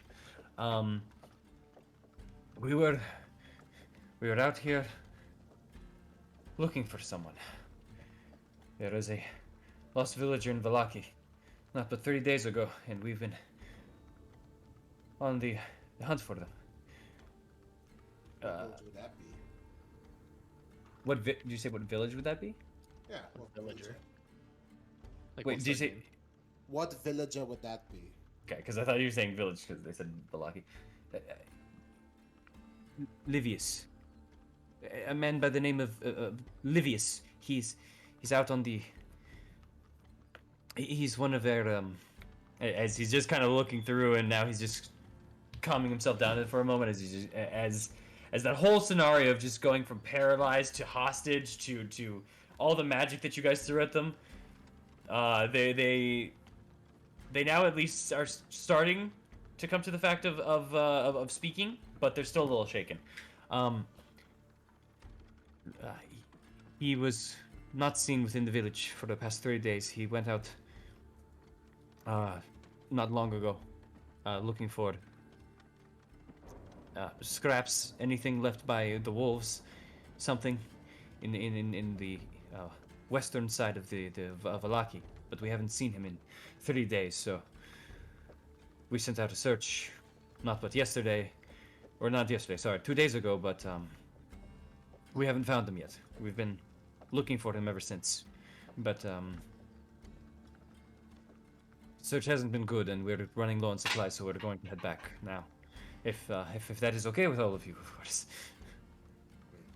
Yeah. I must have a quick question. You have a description of the man? Of Livius? Yes. We might have seen him on our travels. Older man, graying hair, tied back into a ponytail, brown leathers, similar to us as they kind of remove the cloak a little bit, and you can now see that this individual had bits of leather armor kind of strapped around their body. It's primarily the chest area and some of the padding at the legs. Okay. It's very rudimentary, but it works. I would say, can I see if I can try to remember if the description they give is similar to one or two things. One, the individual we just fought literally a couple minutes ago, or two, any of the druids. No, you don't need to check for that. Okay. The individual you were fighting not only was in metals and armor, their hair wasn't tied back. Also very sorry. I got you in a second. And the druids themselves were just covered in this brownish, bluish stuff that made it almost impossible to make out most of their actual clothing pieces. And anything that they were wearing generally were animal skins and things of that nature. Oh, I meant together. even the ones that we were trying to deal with inside the winery. I know. That's what I'm saying. Those ones were covered in animal skins and moss and things like that. None of them had any form of recognizable leathers. Okay. None of this description doesn't really link up to anything you guys have seen recently, as far as you're aware.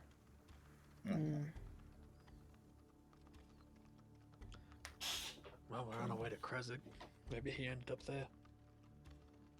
I don't know. Is your friend known to wander just randomly? Does he have dementia? No, he's one of our trackers. He was checking for scavenged bits to see if there were any wolves, any rabbits, anything nearby. I might Does have some bad news for you. does he have like a big muscle friend? They have like patchworks of animal skin, leathers. No, he mostly went off alone whenever he was scouting. But whenever he would find something, he would talk to some of the other scouts like us. I'm worried about one thing. It's the fact that there's been a lot of werewolves in this area in the past couple days, especially in the last day or so. If he was trying to find wolves, I'm concerned he may have found more than he bargained for.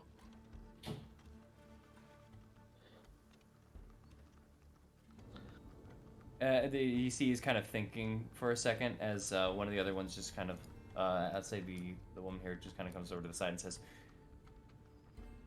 maybe he was one of the ones near the explosion. Could have been him, I suppose. Nah, it wasn't. How do you know? We were the explosion. Oh, Yeah. okay. Yeah. Thank you for not exploding us. It As you see, wasn't. like, there's sweats now coming from more of them. I'm just gonna like shake my hands and say, no, it wasn't like that, and kind of like glance over at Aknev and say, it was I'm gonna glance over at Aknev and say, it was unintentional, and Right. not all of us. Are you keeping your There was bane up, by the nobody- way? Am I my bane up? Yes. Yeah, you are? Okay. Really just making us sweat for no reason. Come on, man. He's already been through enough. Alright. It does alright, last failed. a minute at least. Yeah, I know. And I've been rolling now, and I rolled to when they break out. It's not yet. They failed really bad. They don't break out. A Oh, bane? yeah. Oh yeah, they They don't don't. That's want it right. done. Never mind. Yeah, okay. Alright. My apologies. You're good. Mhm. No problem. So I say all that, and then say, there was nobody that matched that description in that area. At least nobody that we saw. Yeah. You see it now. At least Octav, you see that the one that you've still baned is just kind of the only one that's now still kind of still shaking a bit. While the other two are only shaking in the legs more so rather than everything else. Does he jingle when he shakes? God No, he doesn't have this individual does not have a lot of material on them that would make a lot of noise when they move. The most thing that kind of makes the noise would be a quill with a couple bolts in it onto the side of their leg. Okay.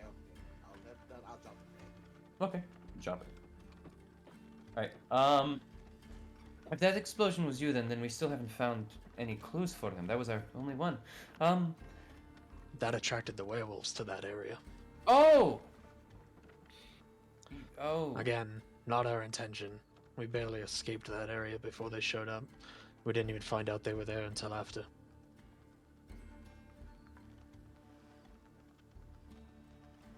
This one that has been quiet the whole time just kind of...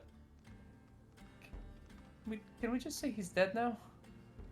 It's the other two just kind of give him a look, and he quiets back up. No, it's probably best that, at the very least, as you guys said, if you guys are running long supplies, try to get back to town. We're heading back this second. Don't mind us. We were already on our way through. We heard you coming down the road, and we just were wary. Decided to just, stay here until you passed. But it seems you found us. Well- That joke was funny. Well, Yeah. Thank you. I It guess, is looking at you, Thorn. I appreciate it. I worked really hard on it. I guess you guys are very lucky to be alive. The entire group, you just hear nervous laughing from all of them. Just. I just kind of hold it. You don't look. Look, you're fine. You don't have to. I- If you find it funny, it's fine to laugh. If you don't find it funny, it's okay to not laugh. Yeah, we're not your enemy. You don't have to worry. I'll say how this has been going. Anyone except for Morrow can roll a persuasion check for me real quick. Would you mind if I roll I will say, Aknev, if you do roll it, disadvantage? disadvantage due to yeah, the bane. But it's up to you guys what you want to do here. Amaris, Eileen, what's your guys' persuasion like? -1. Alright, Amaris. Dog shit, bruh. Alright, I'll roll it. I'm here too. Okay, no. That's a 13. Okay. You know, sorry for the misinterpretation. We were just waiting. It's our fault. Mm, We good. fired first. Don't worry about it. The woman here just kind of pipes up. You're much kinder than they say. We're trying our best. There was some bad times in Valoki. Oh, we That's know. why we're helping deliver the wine. Oh, We're we know. getting it to Krezik and then we're bringing it back to you guys. Then fair warning. Oh wait, what? As that kind of goes on, their eyes kind of dart over to the wagon. Yeah, The wine been saying this like 3 times. wine's back in production. You have been. This is the first time that you've seen they're coming out of shell shock essentially from this. Good. It's been very much like survival. Oh, we're taking in the information now. Kind of. Yeah. There's wine. Um, You have many stories, etc., etc. You're welcome. You want to get going now before it becomes nightfall. We are very busy. May we have a bottle? There's been a shortage recently, and it would. It's gonna be delivered there, so you just have to wait till it gets there. But you can let the town know that it's coming. Yeah, You know what we that only that, got that barrels. That's fine with us. That's fine with us. That's all right. And as he is now going over to her and just kind of now kind of ushering her and giving her kind of a signal and for them to kind of go back as they start like moving a little bit towards the woods. Thank you again, my friends. Stay safe. Good luck on your trails. You guys got ready for something. Oh, we are the scouts of Vallaki. My name is Kobal. This over here, as he points to the woman, this is Ivana, and this man over here, he is Radu. Nice to meet you all. Nice to meet you too. Hopefully, we don't run into each other again out here. We wouldn't want that. We wouldn't want that for you, now would we? Then we would truly be Vallaki. It's fine. As he kind of says that this time, he kind of looks at the other two who don't laugh this time, and you see anyone with a passive inside of 12 kind of see, as they all just kind of start making their way into the forest. Can I just roll deception? Roll this like make a really like fake laugh to like make him think like it was very funny. Go for it. Don't. Or you can do performances as well if you want instead, but it's up to you. Wow. Now, Wow. It's the funniest shit ever. Fuck. You even do it so much to the point where you do it to the point where you're even trying to kind of hide it for a moment, you know, the actual laugh itself, which makes it even more believable as he's just kind of walking away, and you see he's kind of down for a moment, but he looks over at you, and just kind of nods, and like you see like him mouth out the words "thank you," and then he kind of stops for a moment, and he kind of turns back. just if we get the chance to, we will speak to Vargas, because you all do not seem nearly as bad as He's Oh. dead. Just nobody I- saying uh, anything. Right, that was like 3 days ago. Oh shit. I'm Thank sorry, but Eileen already said it. Oh.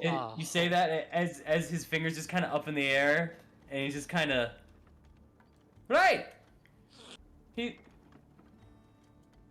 Goodbye. As they all head Bye. into the I Path and be Ocnev- illuminated. Ocnev just kind of smiles and laughs. I love awkward confrontation. Don't you all? I didn't think that was awkward. That was No. very awkward, Eileen. It was very, very, very awkward, but very funny. Also, Yeah. probably keep it on the down low of just telling people that Vargas is dead. You know. Some Why? people may not, because some people may not take too kindly to that, considering, You know, as far as they know, we're the most wanted criminals in that town. exactly, politics, etc., etc. But our charges are, well, whatever. They don't know that. In the town that they are, but outside. Oh, Anyway. Let's just get a move on. No, Marvel's asking the question. I'm just Okay. gonna put down my all right. Wait, we have. I don't even. I don't believe we were charged with anything. We were.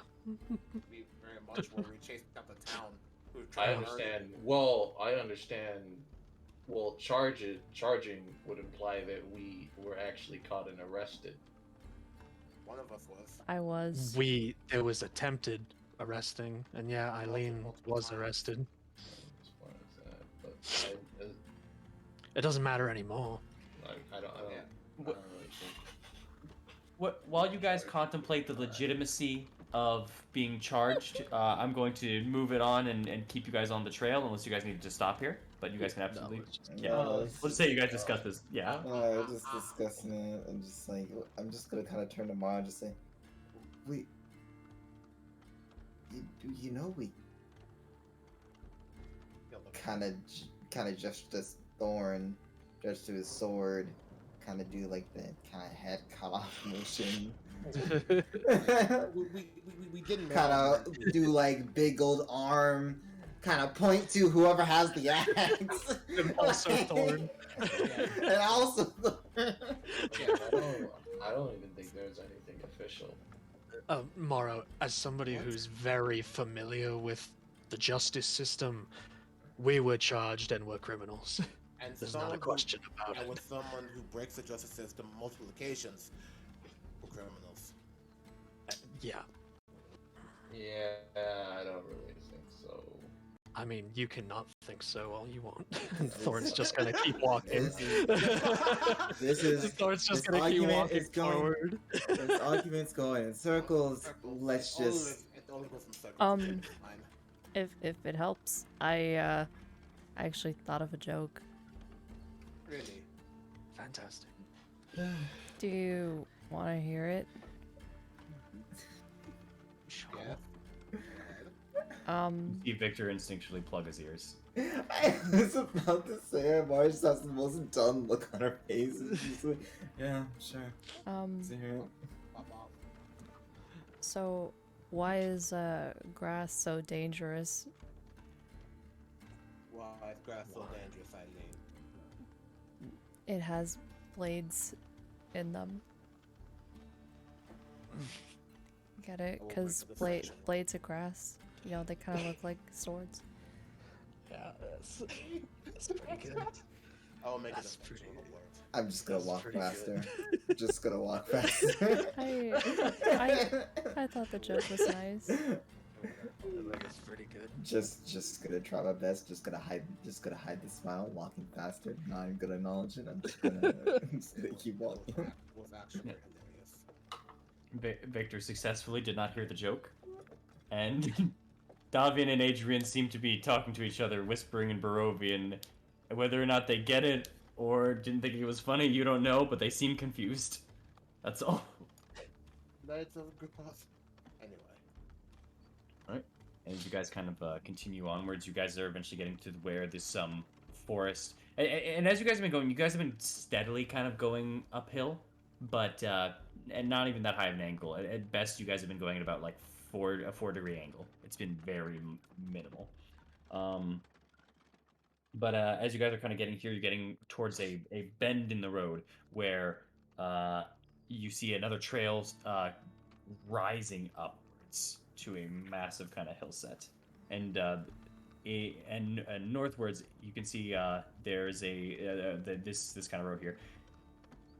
It climbs up a rocky kind of escarpment, ending in what seems to be a gatehouse that is built maybe about 20 feet or so high. It's a wall of stone that is reinforced with a buttress every about 50 or so feet. The wall itself is... the wall kind of encloses what seems to be a settlement on the side of a snow-dusted mountain. Beyond the wall, you see the tops of snow-covered pines and thin white wisps of smoke. And also, you kind of hear what sounds like a... Well, my apologies. You hear kind of the somber tolls of a bell that comes from a stone abbey that clings to the mountainside high above the settlement here. The steady chime is inviting. A welcome change from the deathly silence and oppressive fog and puns to which you have all grown accustomed to. It's hard to tell at this distance, but there seems to also be a switchback road clinging to the cliffside that leads up to this walled settlement towards the abbey. Looking more eastward, you guys can see that at the very least the road starts declining here, and you're starting to get much more of a familiar look of the once again fog wall that you had seen similar over at both Yester Hill and when you first arrived. There seems to be a familiar outcrop that in the direction westward to you all. Yes. Out of bounds area. I mean, you can check. You don't know. Oh, it's really cold. Actually, Is it? yeah, yes, it is. As you guys have been approaching this area over Barovia and Vallaki, while everything is still cold throughout this entire region, there's an extra sense of cold as you guys kind of approach Kresk. It's just a bit colder than usual, to the point where you all start kind of bundling up a little bit. And might I ask, who is wearing traveling clothes? I have a cloak over my armor now. Alright, let me see. Yes, but your clothes. I Check your have clothes. traveler's clothes, but she's You have not traveler's? wearing them. Traveler's clothes. I have traveler's clothes. Yes, I do. Are you wearing them? I am wearing them. Got you. As far as that, I only put on my those robes I had, those priestly robes once. All right. So Amaris, where- Aknev, Thor. Go ahead. I wear common clothes You wear common clothes, okay? underneath my armor, yeah. Aknev and Amaris? I have common clothes. You have common clothes. Amaris? I have common clothes and vestments. So, Okay. kind of like common clothes, armor, or well, common clothes, vestments, and armor is usually like how I go about it.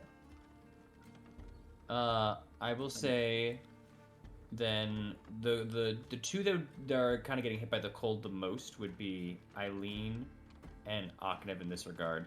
Maro, you're fine with your gear. And Amaris and Thorn, you guys are not anywhere near as cold as Aknev and Eileen. As you guys kind of bundle up a bit more, and especially both your cloak and your vestments / also cloak of protection that you wear, Amaris. Yeah, sure. All that combined kind of gives you enough warmth as you guys are kind of approaching up. And you all are looking up this hill now. This hill kind of almost rivals Yester Hill, as you guys, at some parts an angle, but you see it kind of flattens out as it gets towards the walls. But as you guys are taking that in, the cart kind of turns as Adrian just kind of goes, "There's Krezik. Don't know if you've been before, but First time. well, welcome to the walled city then." or the walled town, I suppose. Just a name. Does it have a clothes shop or a coat shop? Never really bothered to ask, but probably not.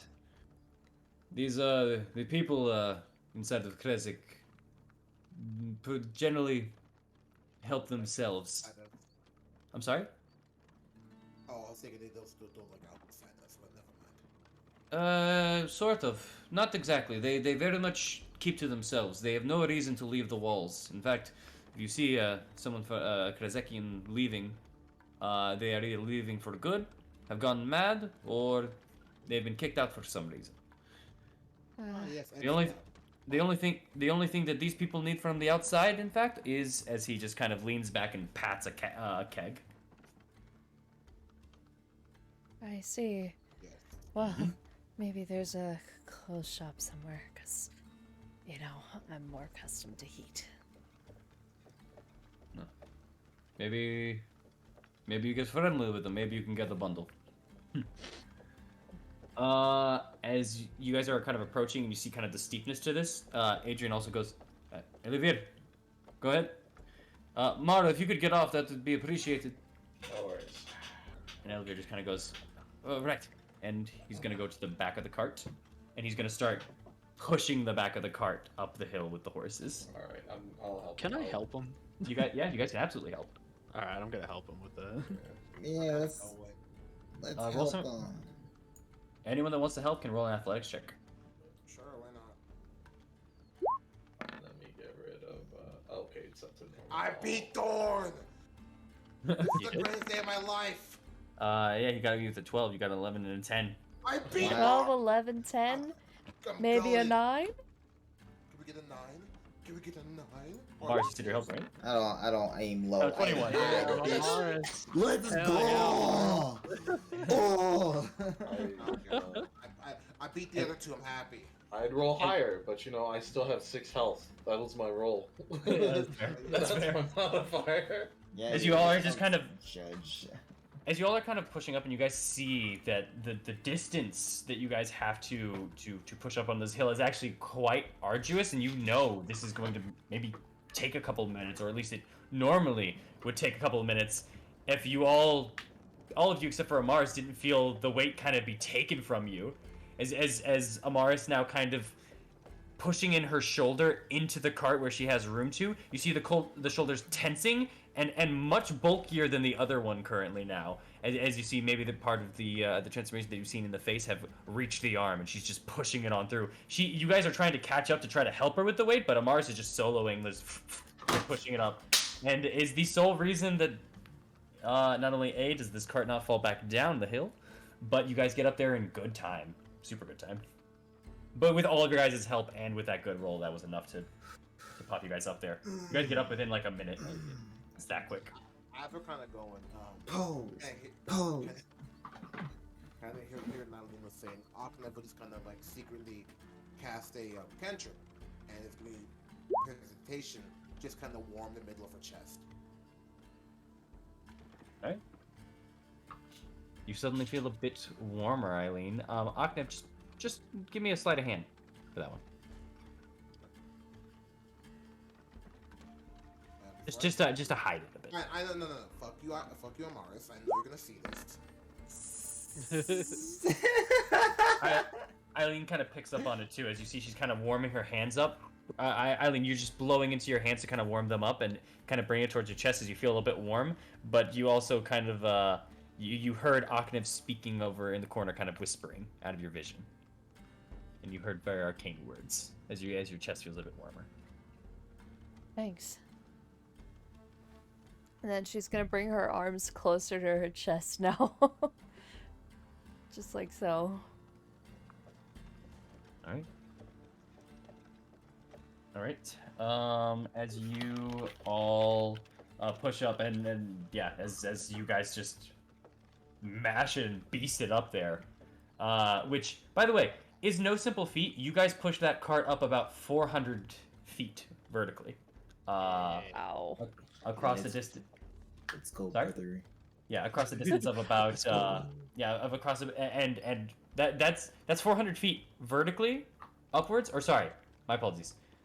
No, like 350 feet vertically, and like about 300 feet horizontal. So it was more of an uphill than it was anything else. Even like Elvira, as he's just getting off, is like, oh, he just kind of fixes it back a little bit. I don't think I had that this time. Thank you guys. Oh, as he rolled very poorly on his. Which It was no problem at all.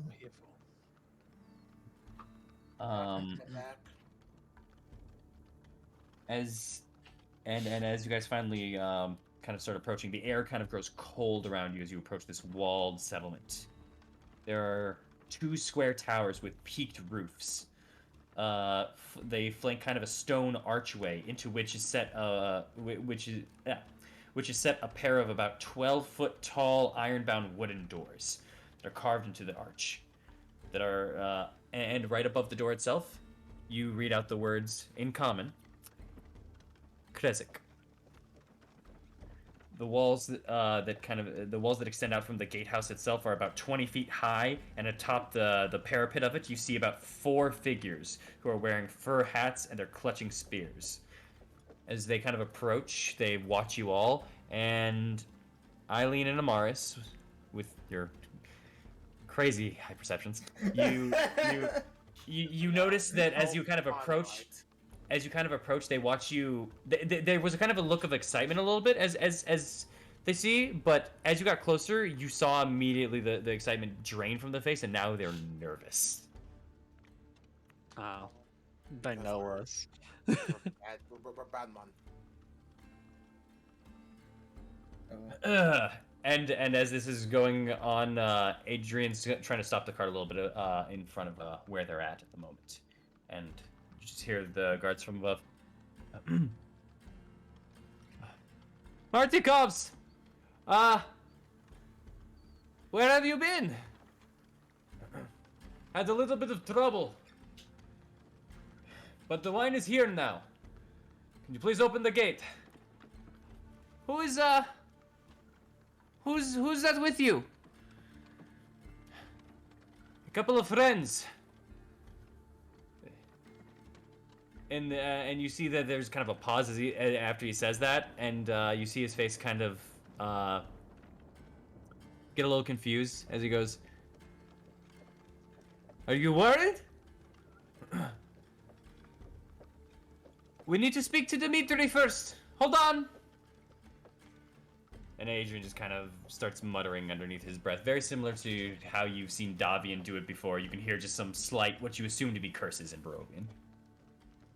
Love your voice, by the way. I'm just gonna lean over to Adrian and go, if it's too much of a problem, we can wait outside for you to complete the delivery. Rejoin the escort when you leave. Head down to the Loki. No friends of mine are going to be left out here in the cold. Besides, what if something else comes out to attack you, or you go to attack something else and it turns out to be more people? You're both a danger out here to yourselves and to others. Just don't worry about it. I've got this. Yes, we have control. You're not wrong. I've got you. As you guys wait there for a minute, do you want to do anything or do you just want to wait? Just wait. Just wait. I'm a pose. No, I'm kidding. Amaris just starts flexing on top of the fucking, like doing the Arnold poses. I wanna just overall, just that conversation they were having as far as that, when they looked over at us, as far as that, were they looking at anybody specific? Make a perception check. Don't say Morrow, the dog. No, that ain't me. We don't know yet, though. Bro! We don't know yet, though. We don't know what's happening. With a 23, you can see that their eyes are kind of glazing over, obviously, to all of you. But most of their eyes would glance over and stick to Eileen. Yeah. In particular. Yeah, that's what I Okay. figured. I knew it. Racism. I knew it was gonna knew something. And like, Yeah, that's not saying that they didn't hit all of you. It's just that you would see them last on Eileen the longest. The woman they with were like all in pink Ireland, skin, yes. and of the how you say horned variety And like, would catch eyes. was it like fear in their eyes, or was it more of just, or was it more of just like recognition of, oh, we know who this person is, or oh no, we know who this person is, or I'll say with the 23, even though it is an insight, the 23 is still really high. It didn't seem like recognition. It just seemed very much like, like Okay. trouble. It is okay, kind of what okay. it was kind of the sense that you get from the Okay, all right. Yeah.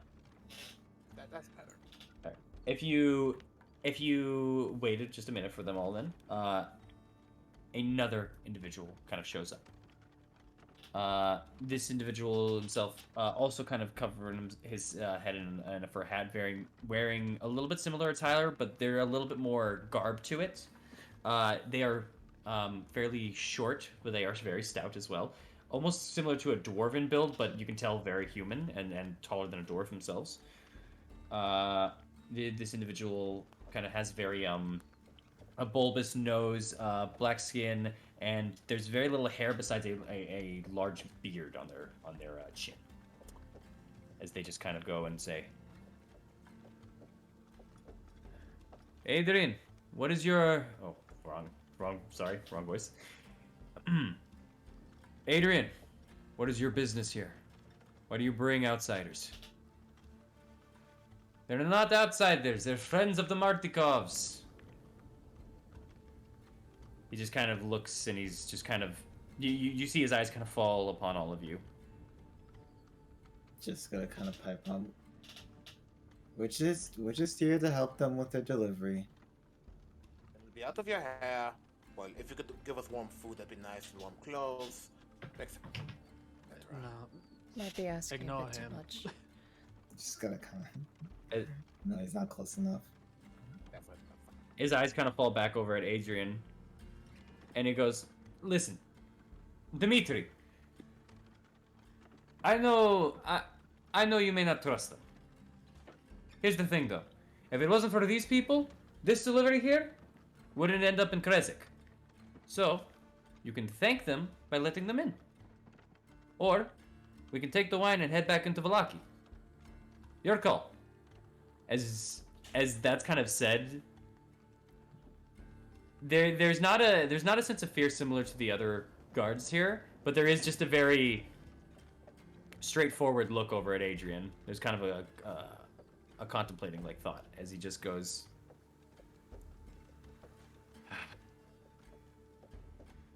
let them in. And you see him start going back behind the wall, off to somewhere, whether some stairs or something like that. He seems to be going away from the wall, out of your guys' vision. Good job, Dimitri. As he kind of says that, Adrian just kind of turns back to all of you guys and just kind of gives you a thumbs up. See, I told you I can do it. The Kresik isn't so great with outsiders, but when you have a little bit of, as he again pats the same keg he patted before, leverage, it works out. Yeah. Yeah. We won't stir up trouble. We'll stick by the cot. Actually, I look back at Aknev actually as Thorn says that. I look at you and I smile. I was actually going to ask, did you all need to take a rest here, or did you want to just keep going? It would be safe inside the city walls. It's up to all of you. I can maybe persuade them. No, they clearly don't like us, so we would just stay for the thing and then leave. Plus, I'd rather not stay here. It's very cold. As well as that, we also have somewhere to be, and we can't stay for too long. Yeah. So, once we're... Oh, go ahead. No, maybe just half an hour so Mara can catch his breath. He doesn't look the best right now. Yes, fine, but it might take us... Oh, go ahead. Go ahead. Sorry. You should get it done as quickly as you can. As far as that, they need their wine. As far as that, it should take us about Only about 15 minutes to do it all. Fair enough. That's fine. As you start hearing just winches and just as the iron fence of it all is just being raised upwards, and simultaneously as the fence is almost at its apex and kind of reaches its peak, the large wooden doors in front of you just start being pulled, and you hear just like as they're being pulled open. This is a very big, large door, and to all of you, seems very nearly impenetrable. Actually, the iron gate that protects Valaki is nothing in comparison both to this wall and to this gate right here, as you all just kind of approach. Huh. Nice. Right. You guys all kind of begin entering in, and you see inside just that this village is a bit mist-shrouded, and beyond this wall, as you go through this gatehouse, is nothing more than a scattering of humble wooden cottages along dirt roads that stretch between strands of snow-dusted pine trees, and just so many trees all around. And in fact, as to constitute, as if to constitute like a forest inside of this place. This place is basically a forest when you go inside these walls themselves. Oh, hell yeah. Yeah. You can also notice very much things, while there are definitely trees that are up, you also notice that there are some trees that are also cut into, whether it be through branches and stuff like that. There doesn't seem to be stumps more so than just branches and pieces of the trees cut and and with your woodcarver's tools, Thorn, you would also know that this is cut in the manner of using for harvest. You would have picked this up from and Borskire for this. However, for all of this, to the northwest is just gray cliffs that rise sharply, and a road that winds up to an abbey that is easy to see from this vantage point for all of you, as you all are just approaching. The abbey itself towers above this place, maybe 400 or so feet above the village itself. As you guys walk forth, and you see once again the figure you saw on the wall, who they had referred to as Dimitri, in front of you. And as the carriage is being brought up, and all this, and you're taking all this in, we're gonna take a break. All right. Woo. Yeah. Welcome to Crescent, guys. The break. I thought it was the end. I thought it was the end. No, we haven't been going Been for 2 that long. hours. Yeah. We've only been going for about 2 hours, 10 minutes.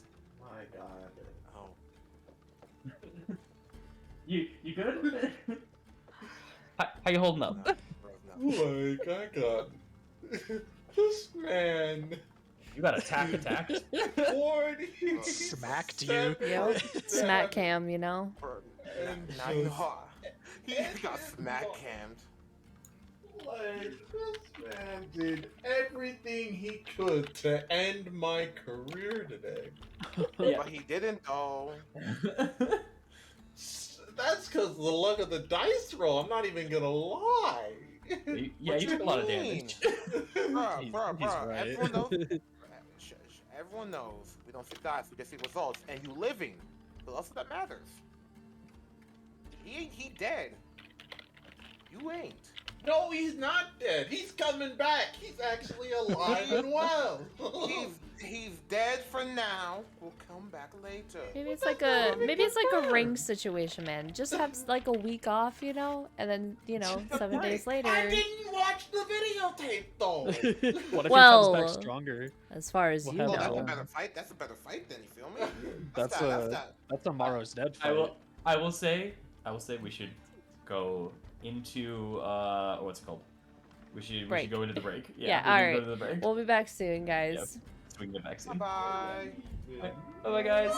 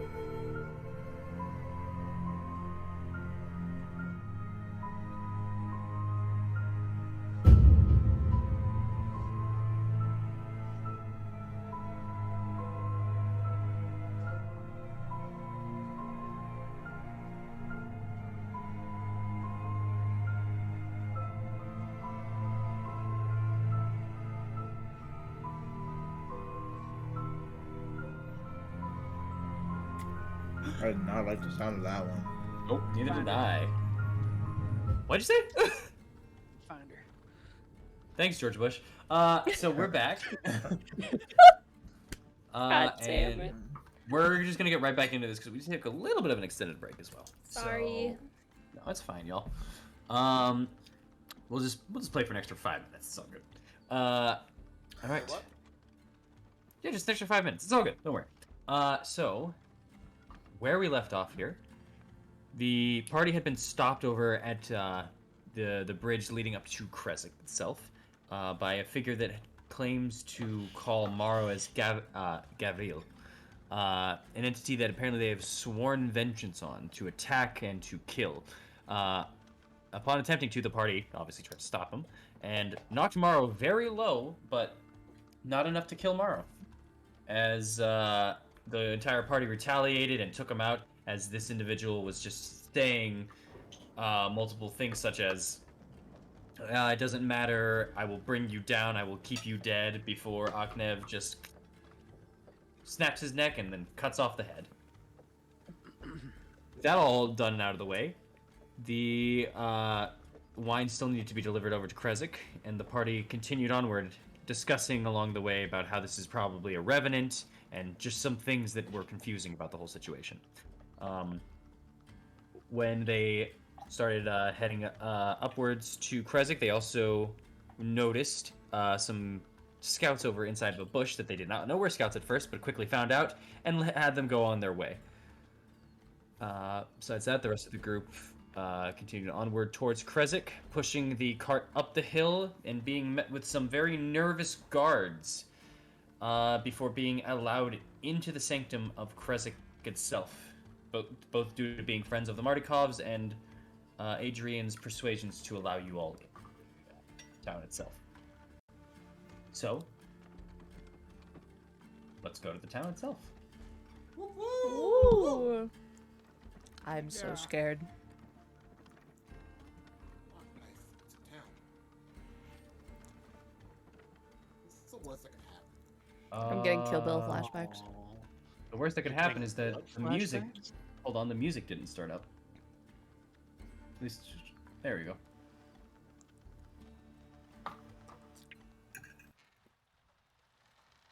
There we go. So, as you all... And actually, let me pop you guys in there. My apologies.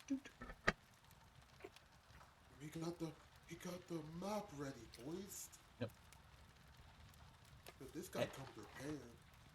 Is this like what the gate looks like? Down here in the corner? Yes, in the corner there, that is what the gatehouse kind of looked like as you guys were seeing it. Got it. Yeah, as you kind of cross through, you can see the backside. You can see that there was a ladder that probably this Dimitri figure had Wait a climbed minute. down. Yes? I remember this map now. Don't worry about it. It's like a forest. Yeah, exactly.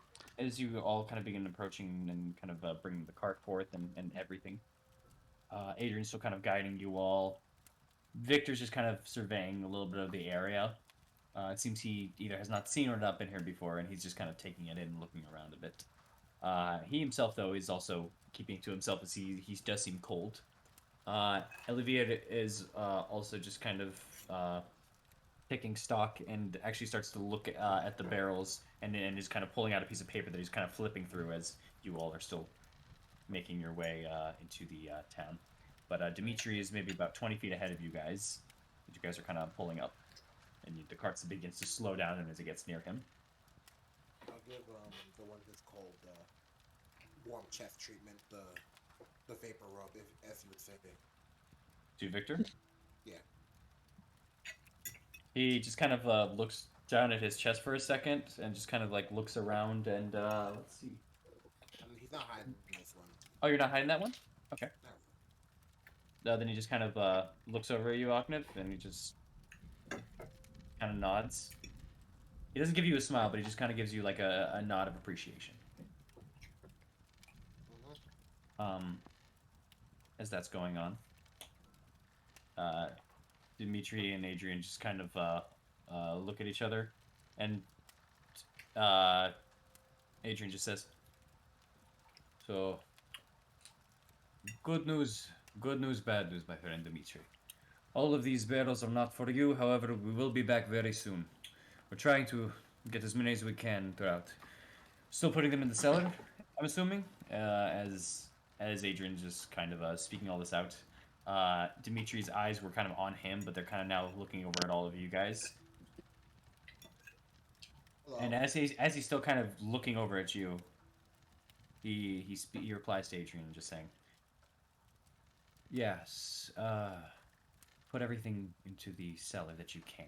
Any bottles? How many bottles are we getting today? How many kegs, if I may ask?" You are getting, or sorry, Elder would be actually. You are getting today. We can spare 2 kegs of purple, of Grape Mash number 3, and 1 keg of Red Dragon Crush, along with 7 bottles. 7 bottles, 2 of Red Dragon Crush, 3 of purple Grape Mash. And then anyone with the passive insight of like kind of 13 or more, you can just kind of see a tisk. Not so much in the sense of like shaming someone, but more like, I kind of wish that was more, but dealing Did you with it. say 7 bottles? 7 bottles total. 2 of Red Dragon Crush, 5 of Oh, okay, because you said 3 of Yeah. I said 3? My apologies. Yeah, I was like, That's on me. ooh, I can steal 2. I'm Boy. sorry, that's where my brain goes. And as that's kind of happening, and as Adrian just goes, all right. Then I'm assuming payments inside with. Oh boy, bad time to forget. Hold on. My apologies. Memory leak. No.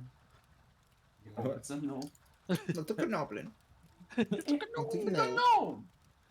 It's a no. And you've been no. Oh, where are they?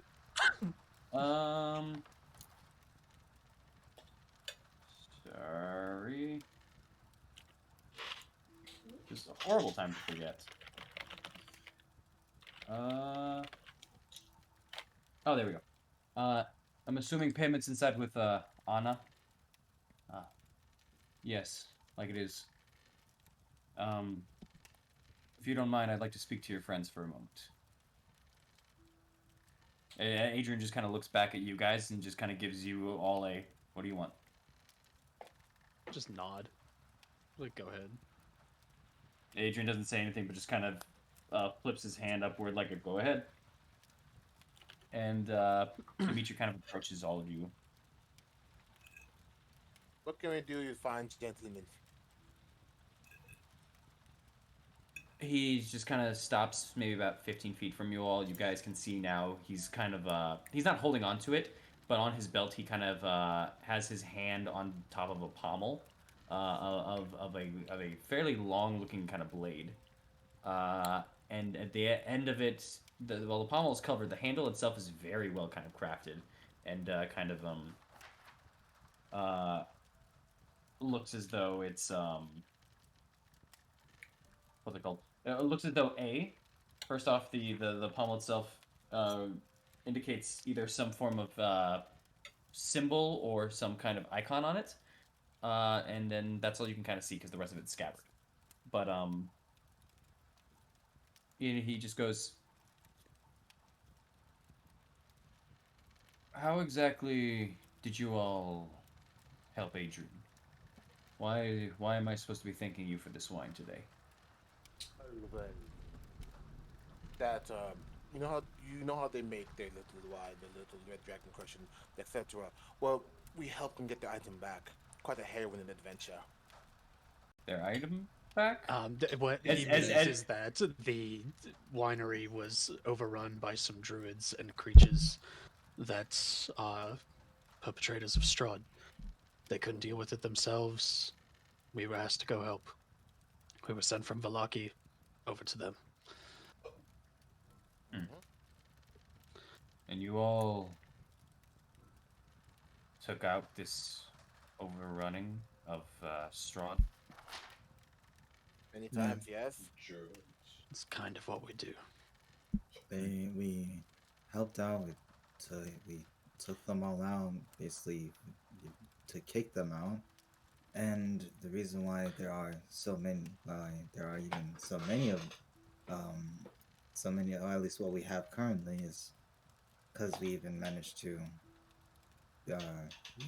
purify some of the kegs of wine that those druids previously poisoned. You can thank Morrow for that one.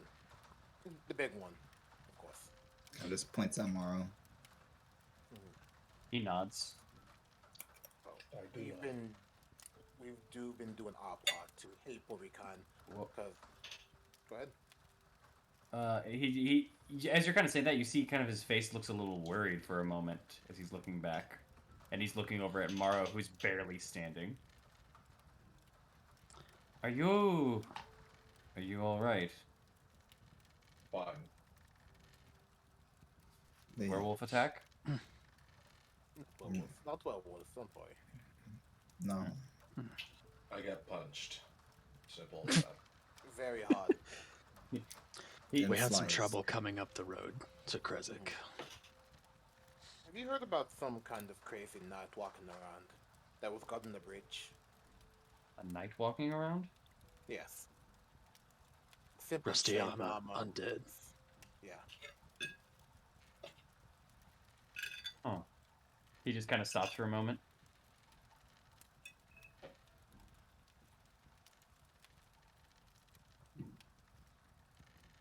There was someone recently Ooh. our guards spoke about. There was someone who was walking along the road in front of Krezik, is what was told of us. Was he They crazy? seem to- We saw him down the hill, but we couldn't make out details of him.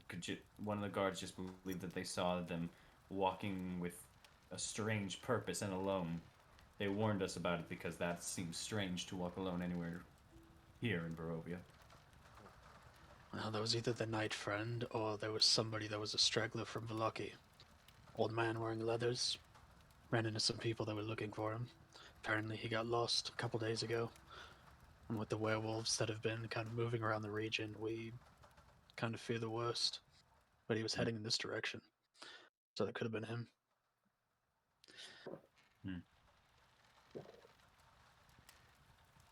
Sadly, that's all I know. But, thank you for this wine. Of course. I don't care much for... As he's just kind of looking at you all. Outsiders. Because either you are working with Strahd, although it sounds like you all are working against him, but that as well spells trouble. Yeah. Would you mind telling me before we continue? Have you met any other outsiders besides us prior to any of this? Are you saying recently? Recently, in the years, I want to get it down on the people Strahd likes to bring in for this game, he calls it. If you're talking about people like you, outsiders, Yeah. I've seen many. However, if you're saying this game, I'm assuming he's after all of you. Somewhat. Something like that. But And my fears were true. However, I've only seen two in my lifetime. And as he says that, you kind of give them the look over, and he's aged. This man definitely looks like he's around his probably 50s to 60s.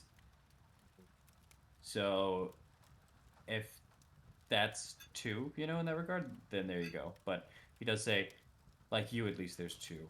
Maybe 5 total in my lifetime of outsiders, not including scouts, wolves, things like that.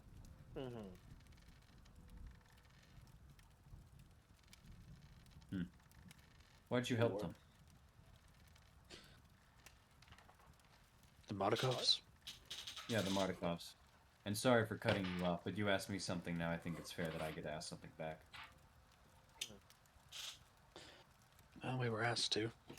One by a couple friends, and Two, we owed it to the people of Valaki.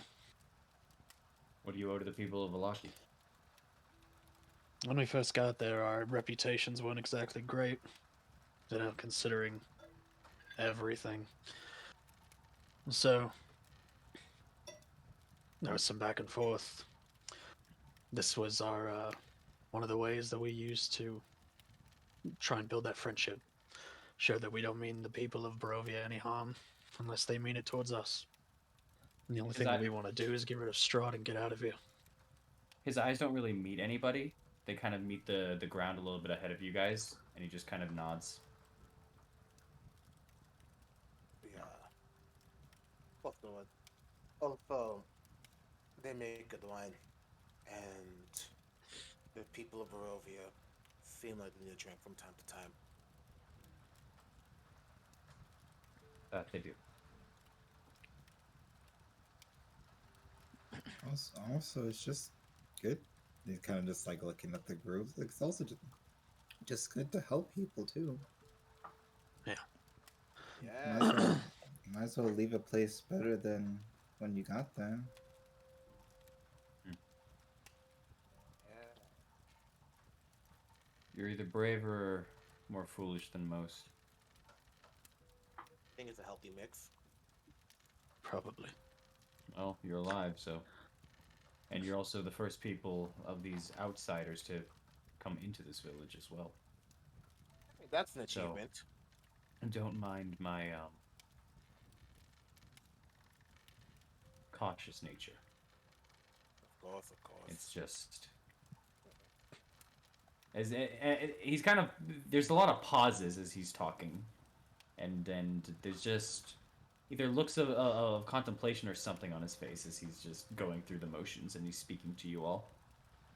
By the way, not to be rude or anything, but do you think you could have, like, is there a way we can get a coat? It's kind of cold up here. He just kind of looks you up and down and looks all of you over. I might have a couple of spares. Would you like to come in? As he just kind of motions over to the side, there's kind of a house. And as you look through and you see a couple of cottages all around, this one actually seems to be much bigger than the others. But it's right here, right in front of the gate. And Dimitri's kind of just been in front of it. And you're now seeing Adrian's just like kind of going to a side door and that looks like it leads to either a basement of some sort or a cellar of some sort. Adrian's gathering like a keg, just walking it in there. Actually, Adrian and Olivia, because these kegs are heavy. But yeah. Sure, we could enter the house, shall we, everyone? Yes, please. It's cold. It's the least I can do for all of you helping with this delivery. It's much appreciated. On this man. You want to roll insight on this man? Just go for it.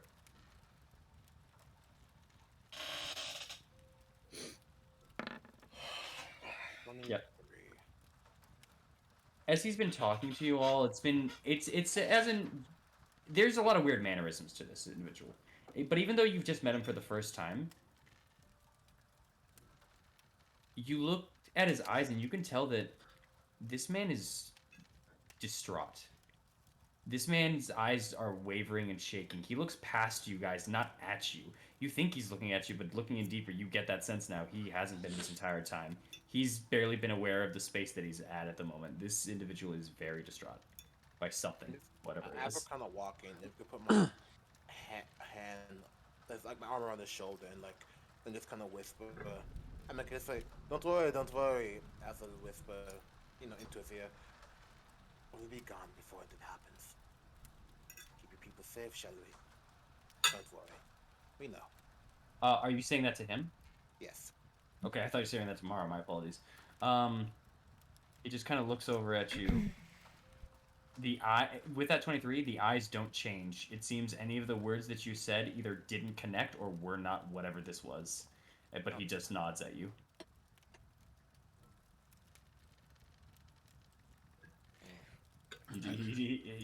He seemingly just nods at your whisper. That's not. but he will start going into the house, and he will kind of motion you guys to come in if you would like. I'm just gonna elbow door him. Yeah. Yes. Actually, Yes. yeah. As we're can I try to figure out For inside Not as the- well. Oh, go ahead. like the insight, yes, but not for just like a. I guess it's more so just to figure out is he concerned about something or is he grieving about something?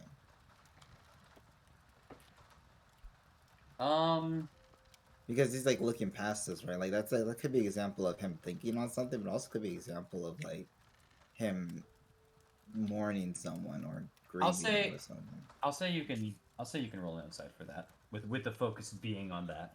Yeah. Bit higher of a DC, but yeah.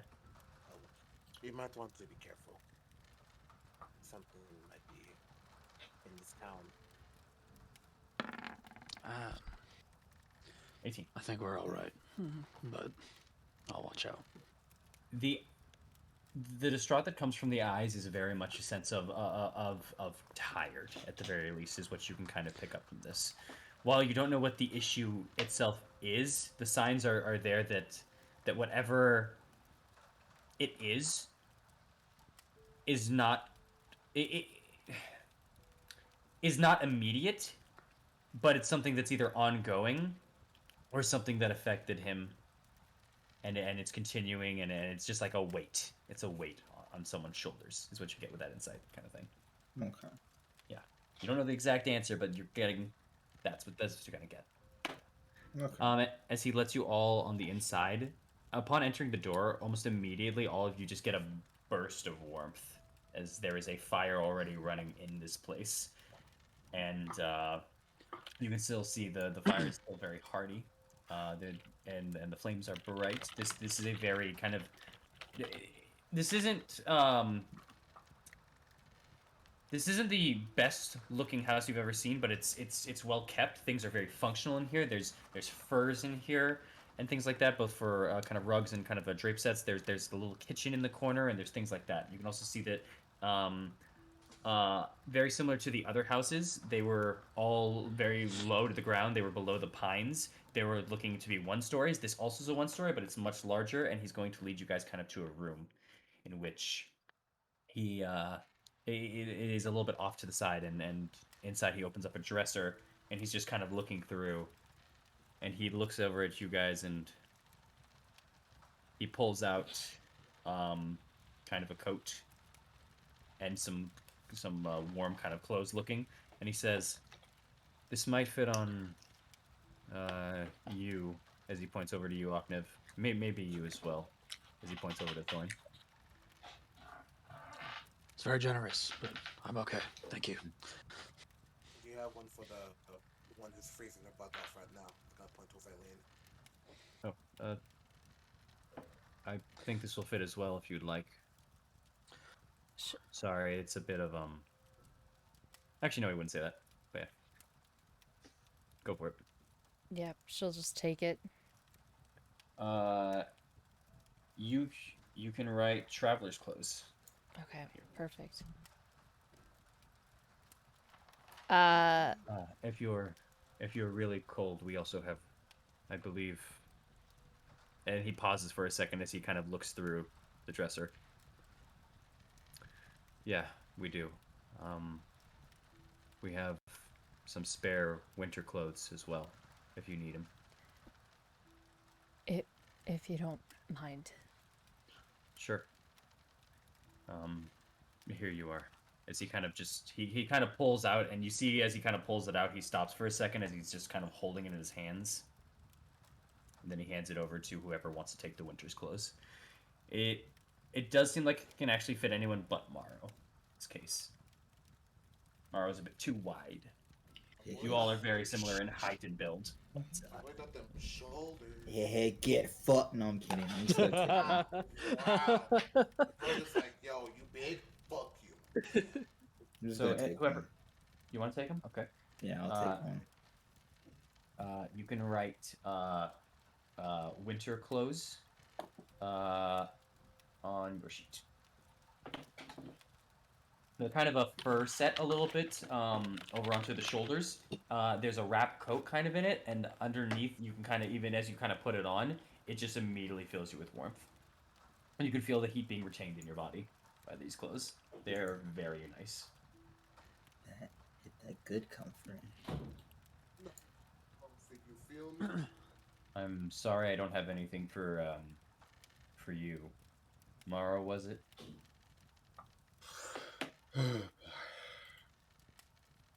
But if you would like, you may rest inside this house. That wound looks very deep. And I don't mean to be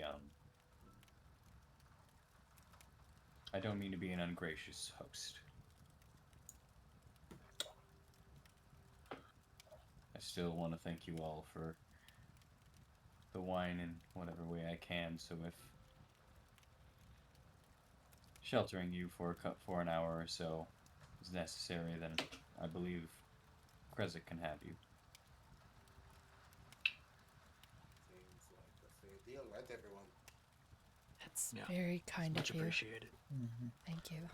We shall graciously accept your hospitality. No problem. As soon as they're done unloading the wine, we'll be on our way with them. But, Right. I do have a couple, a few questions. Yes. I guess I'll start with so the one I'm assuming you are at least the leader of this town, or Yes, I am the burgomaster of this town, Dmitry Krezkov. That is my name. Burgomaster is my point, and I am here to help the people here of Krezk. And for right now, you are the people of Krezk, so stay warm, he says. and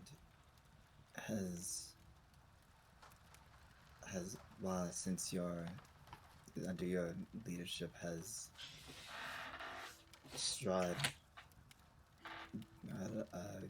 I guess visited, to put it in a nice term.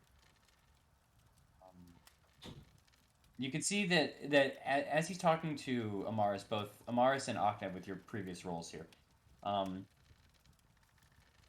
he seems to now, as he's speaking to Amaris, to slow down even more.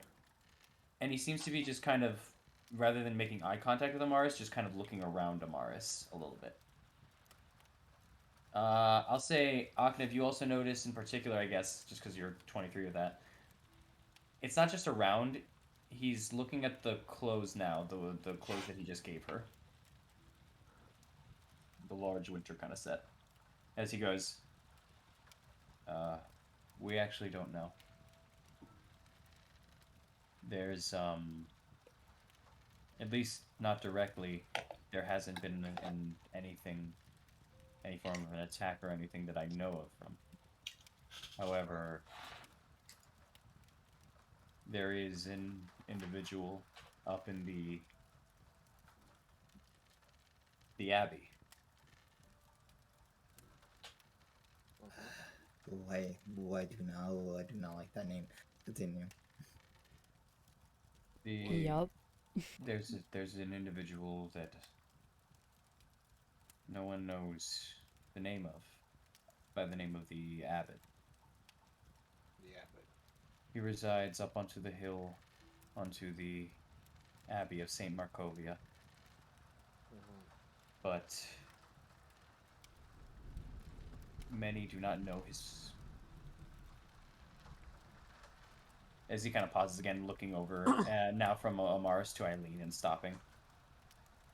Many do not know his intended nature, and some believe it to be Strahd, even. I don't know whether it is Strahd or not, but the individual covers themselves. they just have they only been looking at Amarth and Eileen at this moment? No, but they linger. In this moment? In this moment, yes. In this moment, they've been very focused on Amaris and Eileen. Weird question, just a weird question, but I don't know. Just gonna throw it out there. The women of your town, are they safe? Yes. Why would they not be?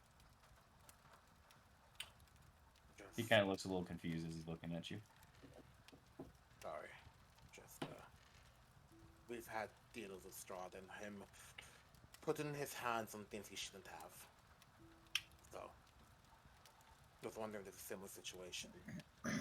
So, He nods and seems a little disgusted at that implication. so I'd like a quick question. Mm-hmm. Because I've heard somebody mention the Abbey in Valaki, Mm-hmm. as far as that. Does he run the town as far as that? Is he in charge of the entire land that is Krasik? Or No, that is me. However, we do with the fear he puts into this place, it's very much the case. There I are people see. in this town that don't wish to stray too far up north, just in case. And nobody has ever asked. Nobody has anybody ever gone up to him or gone up north, whether they be people from Krasik, from Valaki, or outsiders. He just kind of breathes for a moment. And I'm sorry, actually, sorry, I think I heard something. I just want to make sure. Can you repeat your question just one more time? Okay, let me. That's no on worries. Say with your chest, boy. Has anybody ever gone up north? Asked the abbot as far as that, whether they be from Krezik, Valaki, or outsiders. We've rarely had people from Valaki. We've maybe had about 3 people in my lifetime at the very least come from Valaki to have some form of sanctuary here.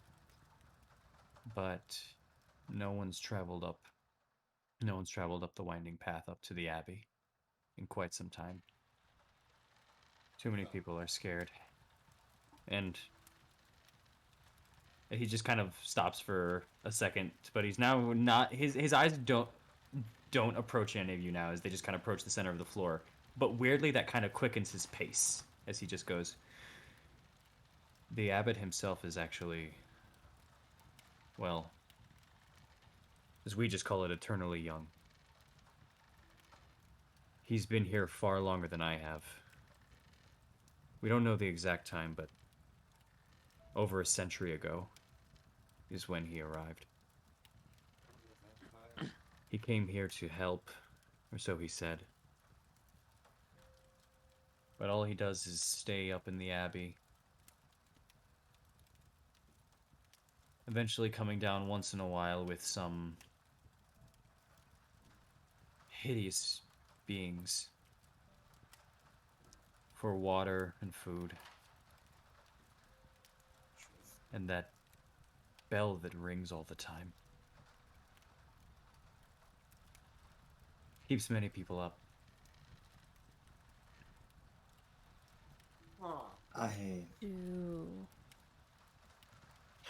Do you want us to investigate it?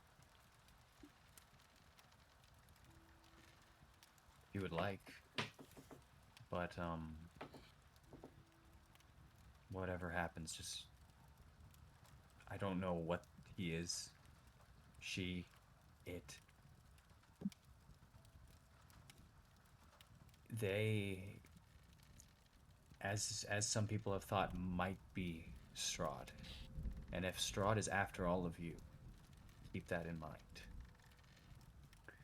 And he kind of says that, he looks away from the floor and he looks back up over to Eileen, who had just spoken, and back down again. He seems to not be able to meet the eyes of you now. as he just continues on going. And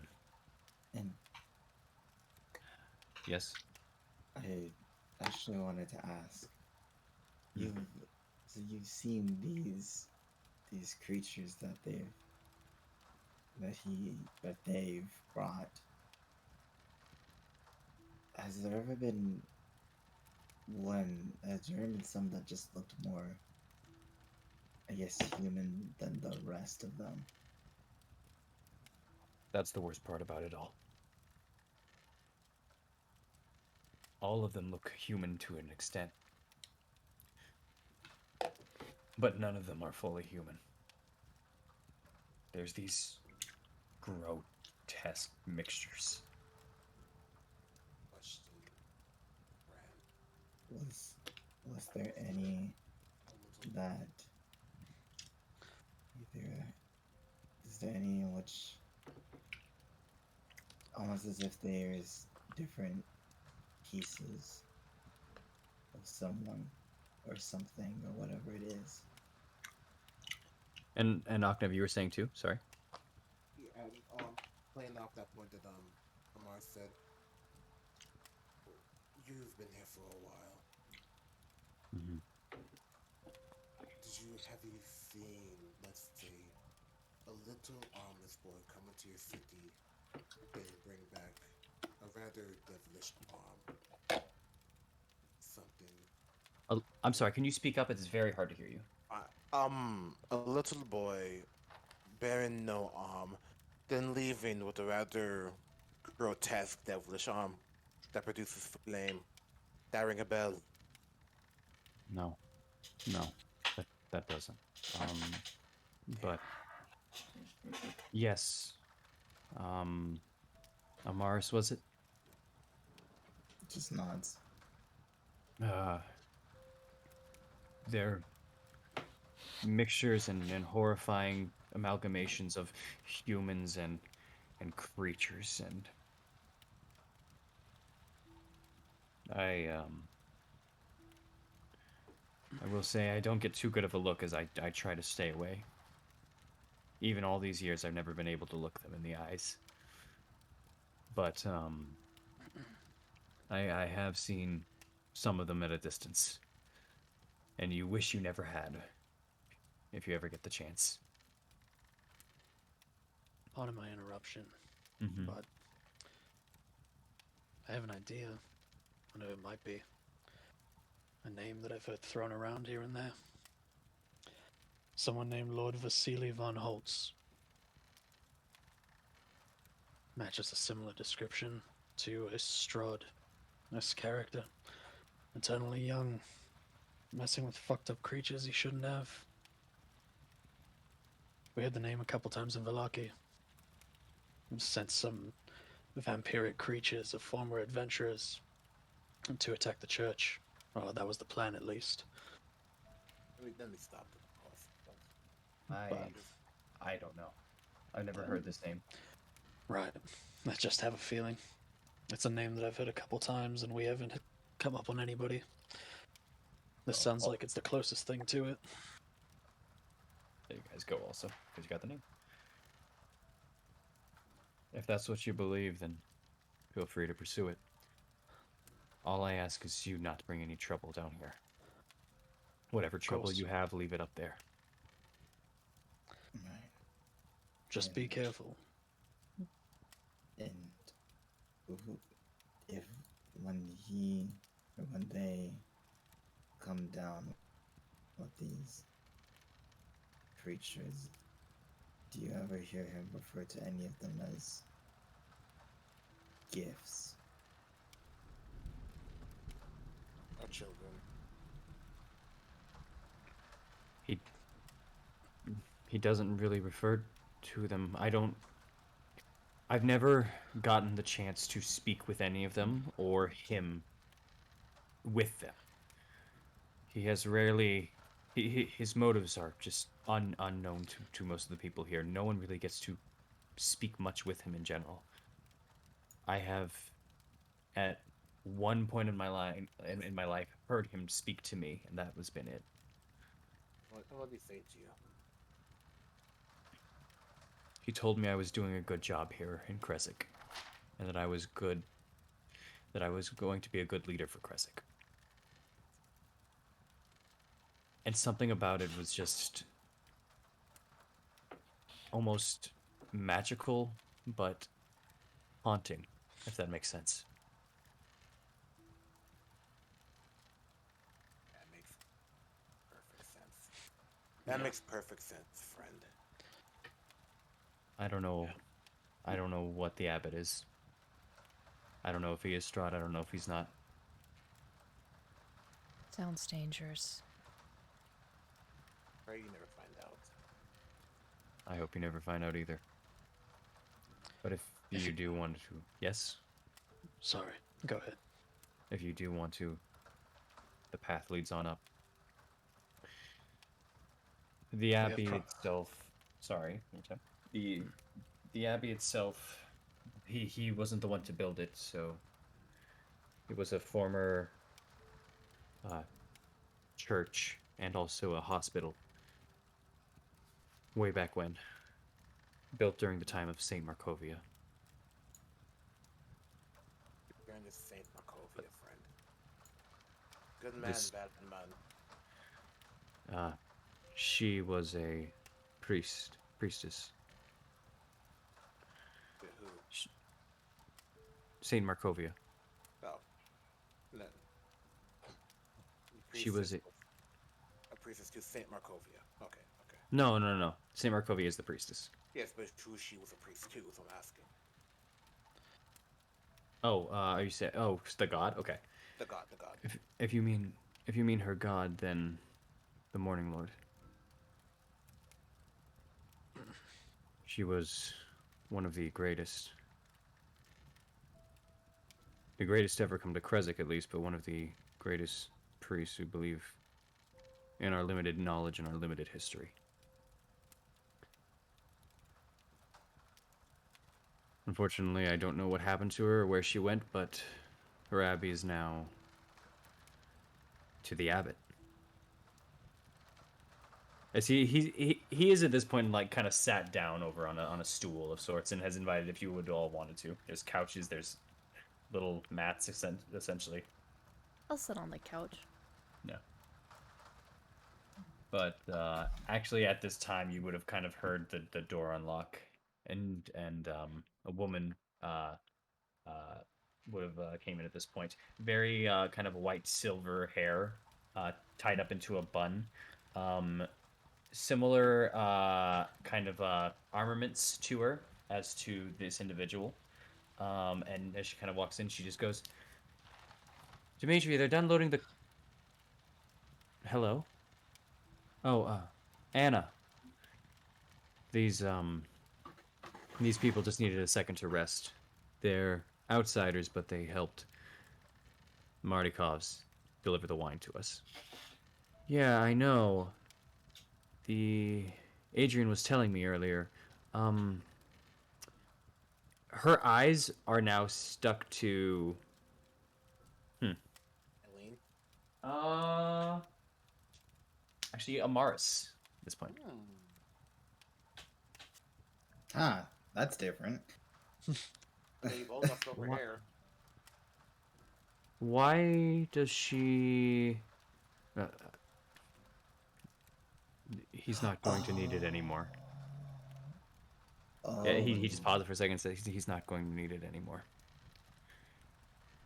As she kind of just breathes for a moment and just goes, Dimitri, we've been. I'm sorry. Will you excuse us for a moment? As she's going to take him off to another room real quick. I'm gonna look at Amaris like, so, do you think you're wearing their, like, that son's outfit now? Just gonna as soon as they get into the room, Don't and hit as me. Achnev Don't hit is me. saying Don't that, hit me. just I gonna. asked a simple question. You could wait for me to finish my statement before you just assume, Of course. Just gonna simply remove the code that they gave me and kind of just put it on the table. I'm just gonna say, I don't know. And now I feel kind of uncomfortable in it, so I'm just gonna leave it here. We should go minute. meet back up with the Monakovs Oh, if they're finished up. I don't want Let's, to listen more before we leave. yeah, let's wait for them to get back at the very least. Quite interested in this little story. all right. As then, if you guys do want to wait, about 2 minutes passes, and only Anna comes back out. She says, I'm sorry, all of you. Hi, my name is Anna. What are all your names? And you can just say your names, I'm assuming, unless you want to roleplay it. But yeah, all right, Yeah, Okay. yeah. understood. Welcome to Kresik. I'm the Baroness here at Kresik, and that was my husband Dimitri. Don't worry about him. He's grieving right now still. Our son recently passed. Not but only 5 days ago. I see. So I'ma it was- insight check that. Go for it. You think they're lying? I don't think they're lying. I think they're not saying the whole truth here. Prying in a little bit more is a little hard for you in this scenario a little bit. You can't really tell you can't really tell if there's anything further per se. Oh wait. That was Octave's insight. That was Octave's Octave was insight. a 7. I got a 20. I had to make sure the low roll out from ours. Gotcha. As for you, Amaris, no, that does seem to be the earnest, honest, like, it seems that the man hasn't really been taking it well, and she's trying to kind of communicate that to you guys. There doesn't seem to be anything else here. Okay. Yeah. I'm sorry for your loss. Thank you. Yeah, Thorn said that too. And here you guys go for their look. That's the two of them. They're cool. They do look kind of cool. Azana just kind of goes, it's hit him hard because unfortunately at our age we're not going to really have any more kids, and that was our 4th to pass on us. So it's understandable in his position with the weight of the whole village. And how do you And feel about it, though?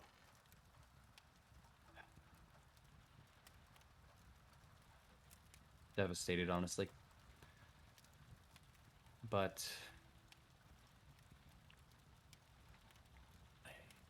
I had my time to grieve these past couple of days, and he helped me through it. He even did some of my own work, so now I am trying to do the favor for him.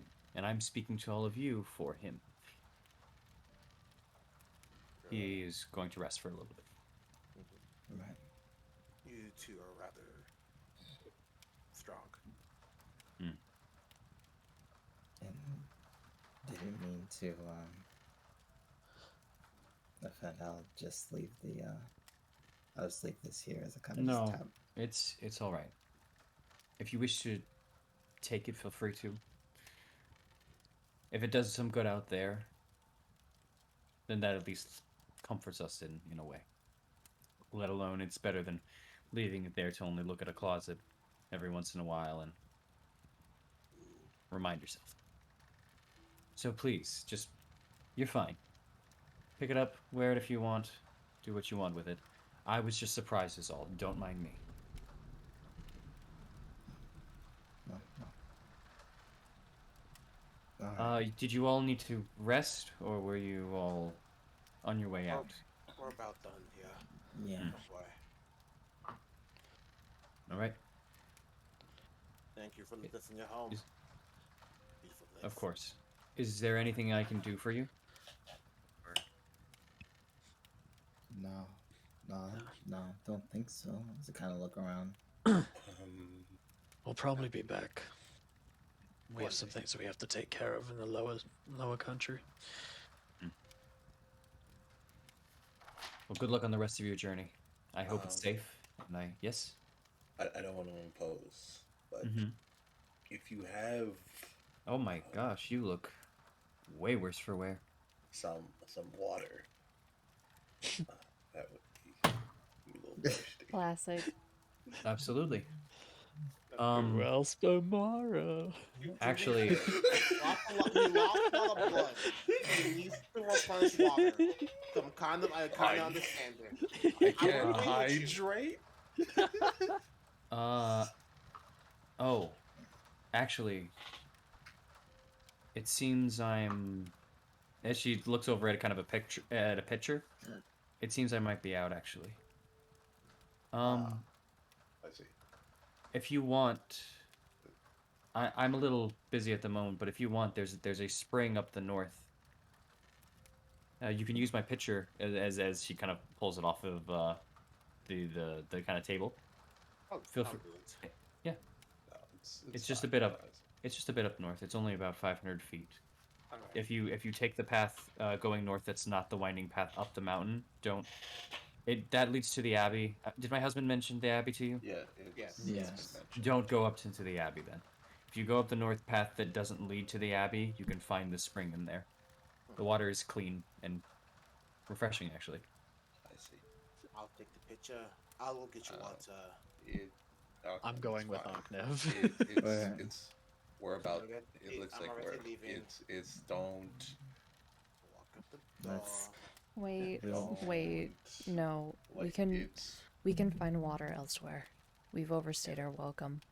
We also we're did have our about to water leave. skins refilled. It's refreshing spring water, though. We're No, about to leave we anyway. As far we're as leaving. that. Plus, there's no need to go deeper into the.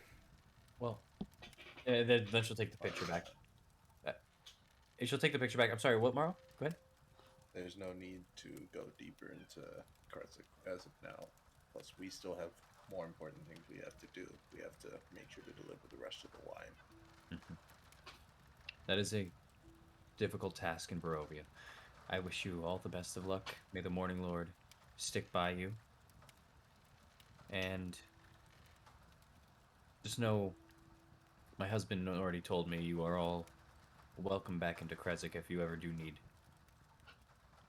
You have you have full access, as he had said so. So It's if you very generous. and if you ever need a place to stay, we have room in here if you would like. Fair warning, it does get quite cold in the nights and even sometimes during the day. And as you kind of see, like, she's in a lot of wraps. You've seen a lot of areas in Barovia, but this is by far, now just both from the guards, the couple people that you've seen, this is by far the people that have wrapped themselves up the most.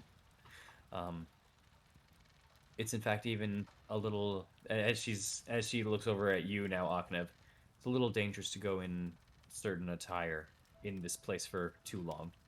I would be careful. Wrap yourself up. Do you need some clothes as well? As she goes over, like, puts her hand over to you, Aknev. It would be best with my luck. So I think I'll be fine. Okay. All right. Then, good luck on your trails. Once again. I'll pray for you all. Thank you for the hospitality. Of course. Good luck and goodbye. I hope to see you all again. Alive. Us too.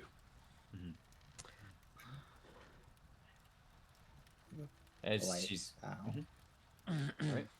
And you all can very much head out and leave.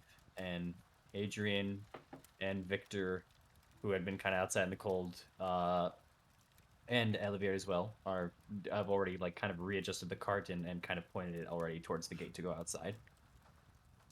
If you guys are ready, you guys can go. Yep. Let's kick it. All right, yeah, let's ditch this suppressive popsicle stand. Let's save this for later. Yep. We Yeah. gotta go back to the depressive rebellion now. Yeah, Yo,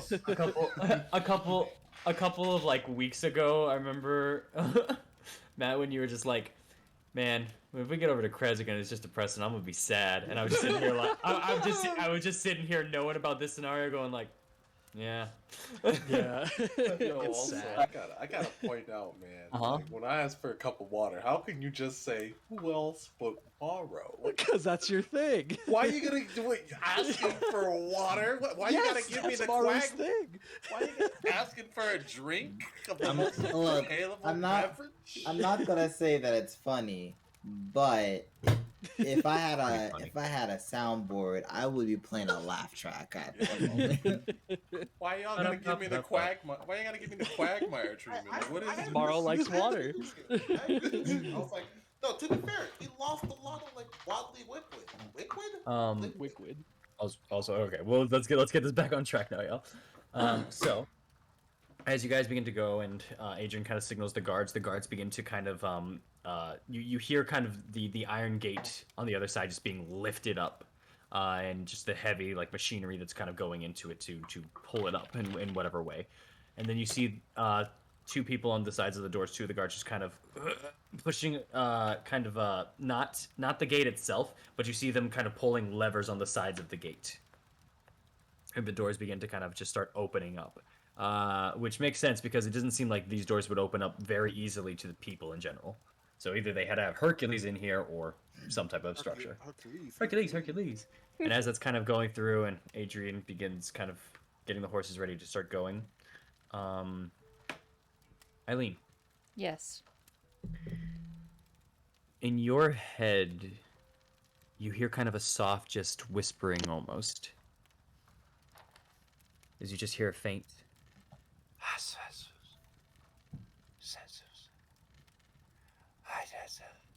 Do I know where it's coming from? It sounds like it's coming from behind you. I look behind me. You look behind you, you don't see anyone, but the voice gets a little louder and you start hearing, Irina, please, bring her, save her.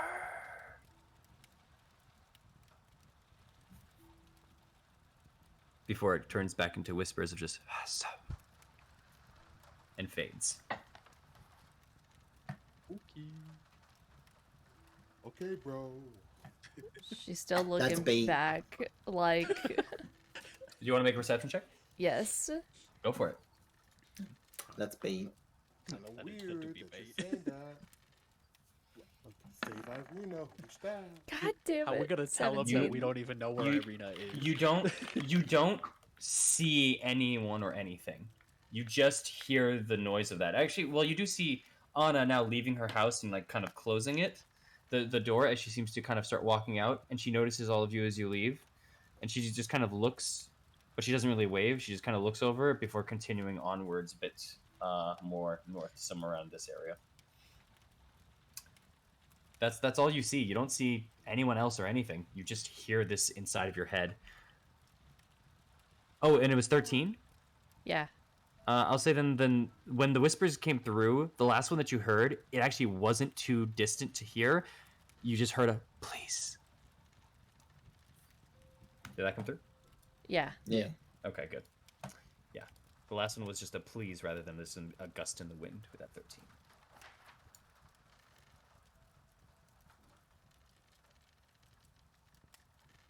All She right. just looks back, not to anybody, but like,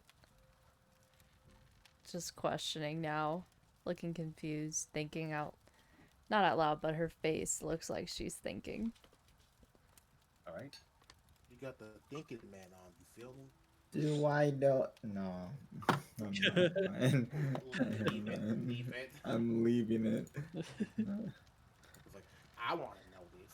No, I was just gonna be I wanna concerned, know. but I was like, wait, no, this might not come off as that. I'm just gonna not. All right. Then, Adrian and the rest of Adrian and Elevate are going to start going down towards this mountain, but Elevate's gonna switch up and take the reins, while Adrian's going to be trying to hold the cart a little bit in place because, once again, this is a very, very steep hill, So as to not to really cause any problems, he's going to be kind of keeping extra weight so that the cart doesn't ram into the horses here. Question. Is it Yes? deep enough to shield surf? At a certain halfway point, it looks like it could be. Well, I got a shield.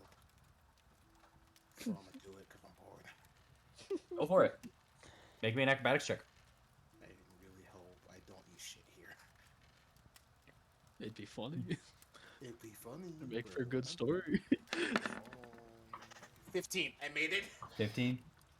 This is a different hill, but no, that's fine. Oh, Jesus As Christ. you guys are going down and you're around this point right here, onto the trail, Adrian's kind of holding back a little bit of the cart as this turn's kind of coming, and Israel is kind of focused on that or your different reasons. As Eileen, you're a little lost in thought. Aknev just kind of pops in. I'm bored, and just hops on over the ledge over here, landing down and starting to move side to side, and just essentially shred his way down this hill. With that 15, you kind of get over to this area, and you try to jump it, and you mess that up, and it hits the trail a little bit, but you kind of lower yourself down and slink into the shield. You're not standing on the shield anymore. You're just kind of like in it now, kind of sitting down, and now you're just using it and just going left and right, completely using it as like one of those little trash can lid, sleds. Hell Yeah. And you ride your way down into here. Y'all, we don't need the Espresso Espresso if you're having fun. Let's go. I don't have a shield. Oh, you're fucked then. The only downside of My being a longsword dual. skis. Yeah, I was about to say, the only downside of being a dual wielder, you don't have a shield. You can't shield slide. What you mean? I'm a dueler. I have a shield. John White it. I'm a dueler. I have a shield. What you mean? You rob someone. That doesn't count. What the? You rob my. I still have it, fucker. Yeah, but that's not your fighting style. You rob someone. That's separate from that. As you all Hey, start heading down and meet back up, you all kind of get to this tri-crossroads and start heading back the way that you guys came, back from Krezek now and heading back over towards Valaki. Woo. Woo. Can we Back to just- our favorite place? Can we just time travel there? Oh yeah, absolutely. Yeah, if you guys don't want to talk and you guys just continue on to the path and everything like that, we can do that. Yes. Okay. Yeah. It's just gonna what? Damn. I guess this is like Skyrim. We're doing the fast travel button. I just- I guess we ain't talking no more. So, as this is going on and everything like that, you guys are once again just going through, leaving the mountainsides behind, both kind of the snow that covers them and the large areas behind which, yes, I would consider this hill a mountain. Yay.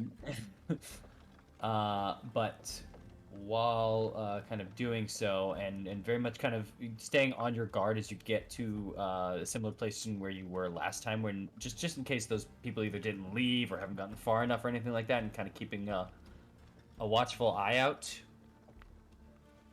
Amaris, your nose is filtered absolutely with what smells like pipe smoke. And as you kind of catch that and you kind of just cough it almost for a second, the rest of you, including you, Amaris, begin to hear what sounds like laughter through some of the mists and the fog in this area. As just seemingly very much coming out of the woods from the area that you guys are approaching. You just see a couple of people in very kind of fancy little made dresses, some bandanas, some have a little bit of a vest over a shirt, some have a coat, they have little things hanging from either for earrings or small little decorations amongst their apparel. But yeah. Oh, it's Vistani. As they just kind of wait on the side of the road and just go, "Hey!" and kind of wave as you guys are kind of approaching. Also, wait, fireball. No, I'm kidding.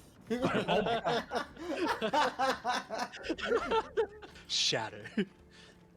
Hey, And then one just kind of steps up forward and just goes, "Hey, where are you going, my friends?" I'm going to delivery. Delivery? What are you delivering? Just some stuff that's long overdue. Fair enough. Would you like some guides? As he kind of takes a step forward and steps a little bit in front of the path of the cart, which standing in the middle of the road is a little bit of a problem for the cart, and the horses, and Adrian kind of stops for a moment. I'm gonna walk What is up. going on? I'm gonna walk up.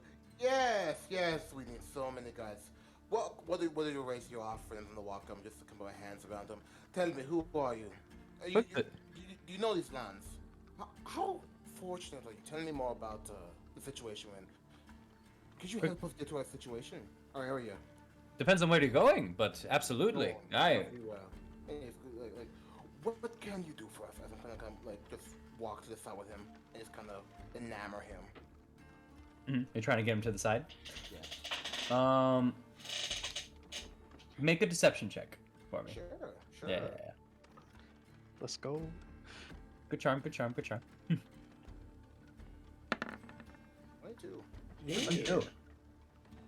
I'm glad you like to talk business first. First things first, we give a very, very nice, and for, of course, our skills and our knowledge, as he points back to the other individuals, there's about 4 of them in total.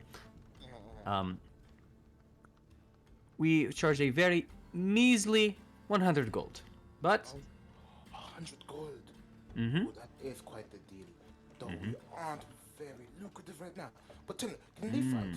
We have a lot of people looking for us. You know, a lot of these bad mans that we've Ooh. I say, cheating in the deal. But you tell me. Can they fight? Absolutely. Are they well trained? How do they fight? Tell me. And as they're doing this, Adrian kind of taking the cue and kind of getting the cart going over. And as that's kind of happening, all of you guys are assumingly following the cart, or are you staying back with Aknev? I'll kind of linger back with Aknev, but like keep like going with the cart. Kind of like stay in the middle. So it's like when we're far enough past, can kind of like whistle to Aknev. Okay. Well. Mhm. I was gonna say I'm gonna stick with the card. I'm gonna kind of do a quick look over to see if there's any people hiding around these guys, just in case it's like they try to make this an ultimatum instead of an option. Okay. As this is kind of going on, well, first off, we fight in many different ways, but we're very, very, very good with blades. Way quicker for people to follow us, so we can get right in there. Along with that, well, we have, as he just kind of now looks over at where the cart is kind of going and heading. Do you have magic, by the way? Clever. Very clever. Very clever. Of you. If not a bit rude, I was just asking if you wanted guides. You could have just said no. Oh, I just wanted to talk to you more. You seem very interested. What's your name? He just kind of looks at you for a moment. Roll a deception check for me. Of course. What the fuck is that? Today he doesn't like me. Maybe I should have been an eloquence bard. I will gut you. Shut the fuck up. Oh my god. As this is kind of just going on, he's nodding as he's just kind of looking at you. You don't have to keep me like this. We were just talking, but it seems that you are more of a fan of being the only one that talks. I understand. I understand that. I love hearing my voice.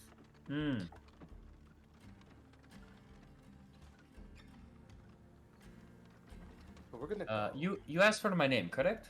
Yes, I did. My name is Emmerich, first off. And yours? Aknev the second. Aknev the second. Nice to meet you too. As he goes to kind of shake her. Sure, I'm watching for the other hand's gonna stab me, but I'll shake it. No. He goes to shake your hand as well, and you just kind of just nod. And as he just kind of as he's just looking at you, you can feel that there's a kind of a tense moment between you. His arm just kind of tenses a little bit, and he says something to you that you cannot understand. I had a feeling. Mm-hmm.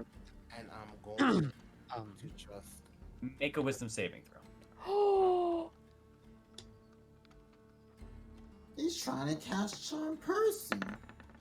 I just wanted to know really quick from where I am. If- Can I if- see? Is this dude an elf? They do not appear to be an elf. Their ears aren't covered. It is not a charm, no. Okay.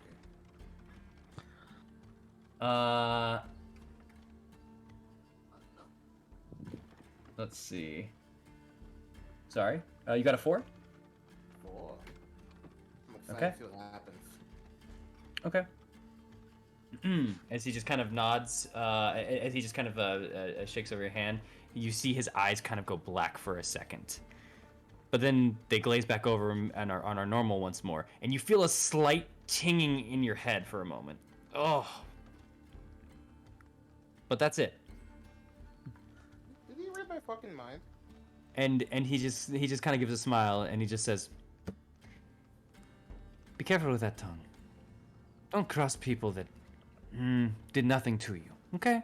As he lets go of your hand, it might come to bite you in the ass. Oh, that's you son of a bitch. Oh, I'm quite affectionate when it comes to biting. Don't worry, friend. You son of a bitch. Well, good luck, and as he just kind of points to your hand, strong grip. And he walks to his other friends who are currently kind of they were smoking some kind of both pipes and just kind of laughing as he's walking back. Man, let's look at my grip. What's wrong with your grip? No, wait. Well, let's look at my hand. What's up? What is up? It's your hand. Look. He just said strong grip. What's up? Roll an investigation check. Why not? Fuck, I'm not good at that. I don't know if he did what I thought he did, but I think he did what I Yeah, think it's your he hand. did. Here's my hand. It's your hand. Yep. I want to stab him now. I mean, he's there. He's not. He's just. Him and his friends are now walking back into the forest. It seems like. No, it's fine. Okay. Get his bitch ass later.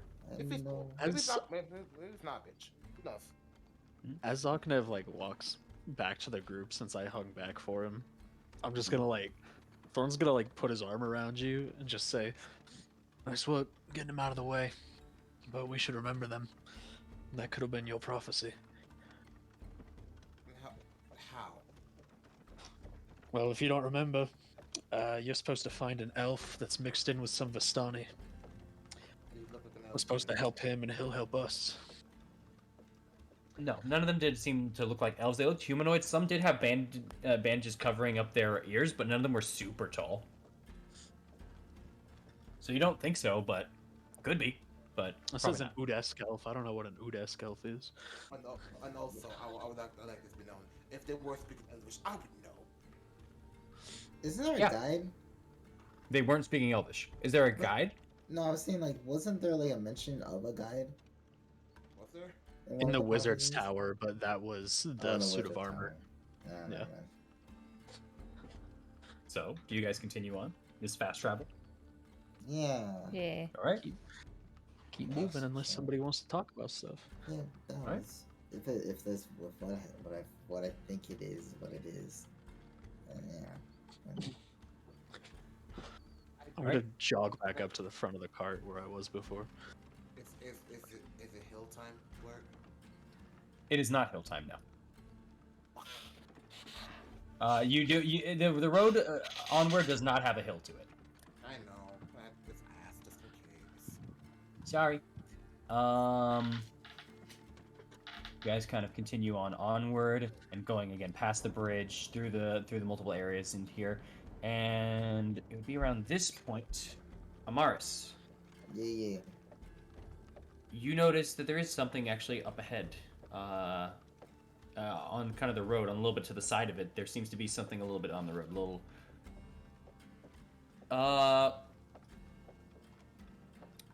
It looks kind of like a small kind of box almost, maybe, but it's completely black and it's very small. But it's up ahead. Is there an airplane that Yeah. fell out of the sky somewhere? You look up to the sky and you currently see one crashing at there's Oh no, black box down. God. I don't think we're gonna make it, Sully. Land for the lake. Aim for the lake. But that's all it is? Just a black box in the middle of the road? It looks like that. You can make a perception check, or you could go towards it. It's a couple 50 feet or so away. That's when it came to your visual range. Like, oh, hold on. Well, Yeah, were there IEDs in Barovia? I guess I'll kind of walk towards the front more so and just kind of get closer to it, try to see if I can identify it better. Within about 15 feet, you realize it's not a black box, but more of a book instead. It looks to be a little black book. Do we see it at all at this point? Yeah, as you guys are getting closer, you see Amaris has been focusing down. You see a little black book up there. Yeah, I'm just gonna pick it up. All right, you pick it up. Kind of skim through the pages. Does it got anything written in it? Yes, actually. In fact, some of it actually is blank, but you look at the page right before kind of where it's blinked, and it says, "My father was disappointed in me. I could tell. I don't know why I attacked Sun. I didn't mean to hurt him. I didn't mean to Closing. hurt Father." Yeah, you close. It's very reminiscent of the dream that you had last night. Yeah, I figured as much. No one saw it, but I just kind of turned and looked forward with just like a really, but just gonna kind of fucking put it away. Okay. I'm just gonna. You can put little black book in your bag. Yeah, little black book. Fuck Barovia, piece of shit. These are like the Man, haunted you find like a trinkets. trauma book. I found a wig. Bro, you found a whip. I don't want to hear it from you. I did Hey, find a I switch. found a switch. That is not you a know, whip. as long as it's not the Death Note, it's fine. I mean, those pages are still blank. There's time. Dude, I didn't even carry a diary. What the fuck? Fuck this place, man. Fucking bullshit. Did you want? Oh, okay. Never mind. No, it's fine. It's whatever. All right. All right.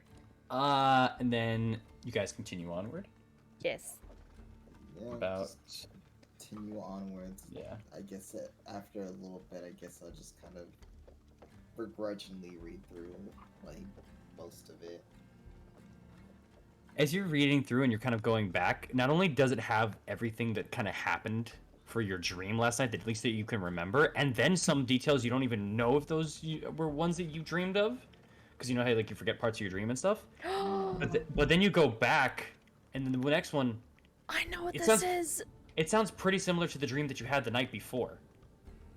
And then again, and then again, and it looks like it has almost every dream you've had since you've been here in Barovia. Yeah. I know what that is. It's a dream journal. Yeah. Shark You can Boy now Lava write- Girl up in this bitch. You can now write little black dream journal. You ruined my dream journal. Okay, but like, key thing, is this in my handwriting or is this in someone else's? It seems to be in someone else's. That's creepy. You know, I wonder if it's different for all of us. Like, if Morrow opens it, will it be his dream? Should I give the spoiler? No. I shouldn't. Wow. Okay. Cool. I'm just. It's just yeah. because, like, I know it, but Eileen doesn't, so I don't want to say it. We're gonna do some investigating. I'm gonna walk up to Thorn. Okay. I'm gonna show him the journal. I'm just gonna like, I need you to read. I'm just gonna like point to maybe just the latest stream that I can read and have it. And it's just like, I need you to read this, and I'm just gonna kind of point just for him to read like this page, which is like the last stream that I had. Okay. I didn't mean to hurt him. I didn't mean to hurt Son. I mean, not sorry. I didn't want to hurt Son. Why did I do that? I stabbed Father's hand. God, I'm just so mad. I just don't know what. And it's very similar. It seems like a story, from this perspective of someone who seems to be regretting, and also as you kind of, if you read backwards, because it kind of gets to the end really quickly. If you go and read backwards, it just seems to be that of someone who, in a rage, stabbed into their father's hand while trying to stab at their brother due to frustrations in a training situation. Yeah, I'll look at Amaris and say like, It mentions the name Son as well. In fact, somebody stabbed the father's hand. Someone named Son got hurt. Right. Yeah, is that what you wanted me to see? Yeah, in a sense. Glad to know that I'm not going crazy. Thank you. Yeah, no, of course. As you two are doing this, Eileen. Mm-hmm. What's the matter? Anyways. I think they hear more voice. No. Your eyes notice that onto the left side of you, there's a little bit of an underbrush that has a kind of a log on it. And as you kind of pass, you're at the exact angle to see that in this log, you see what seems to be kind of a bundle of something. It's a baby! There seems to be... Sorry. There's a bundle of sorts inside of what seems to be a hollow log. A failed wet nurse.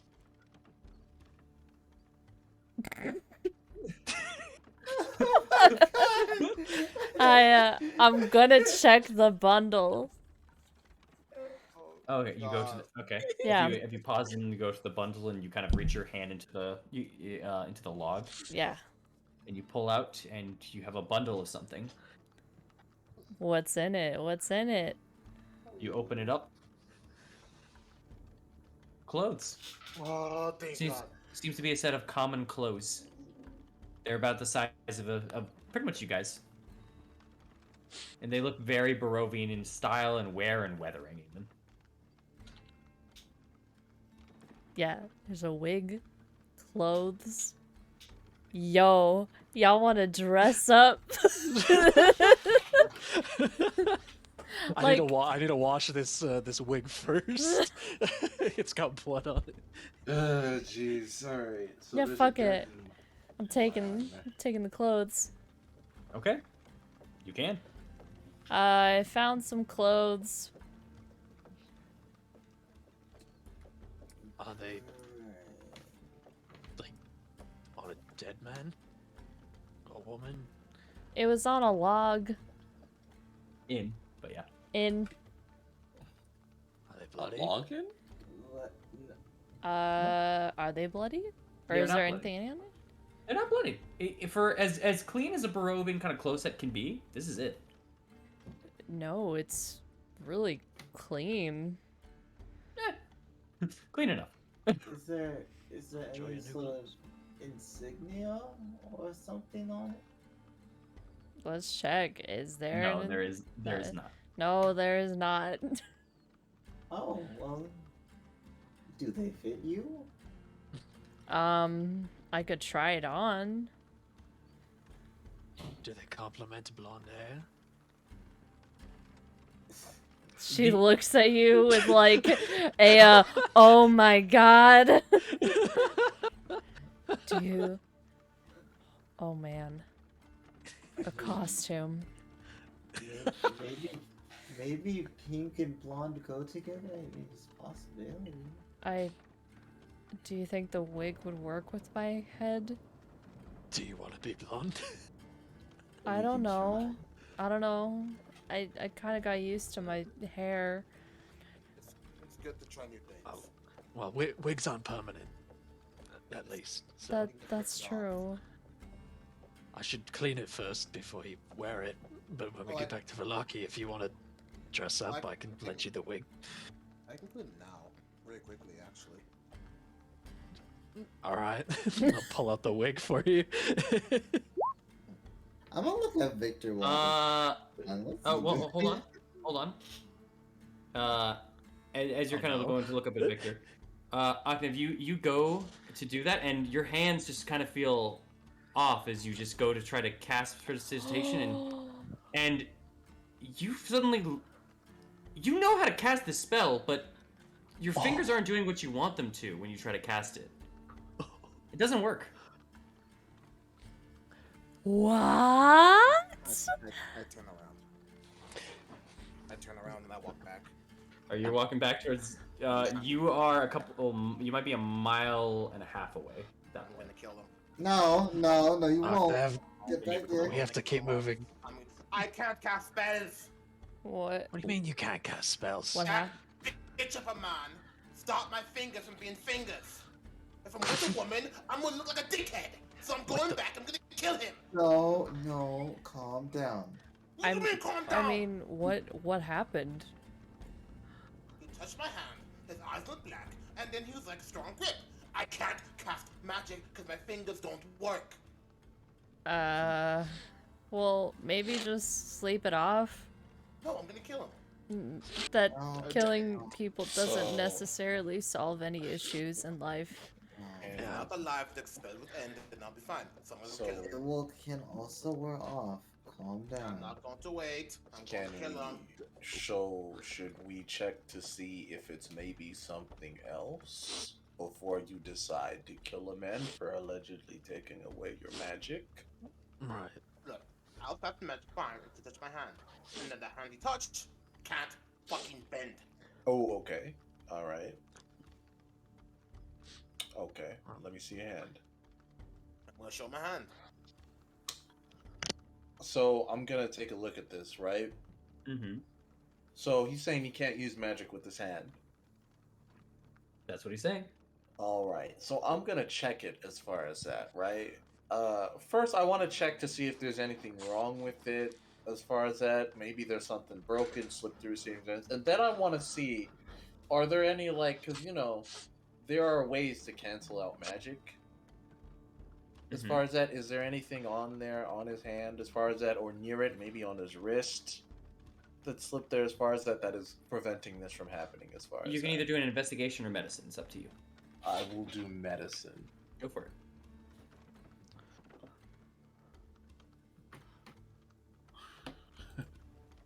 Alright.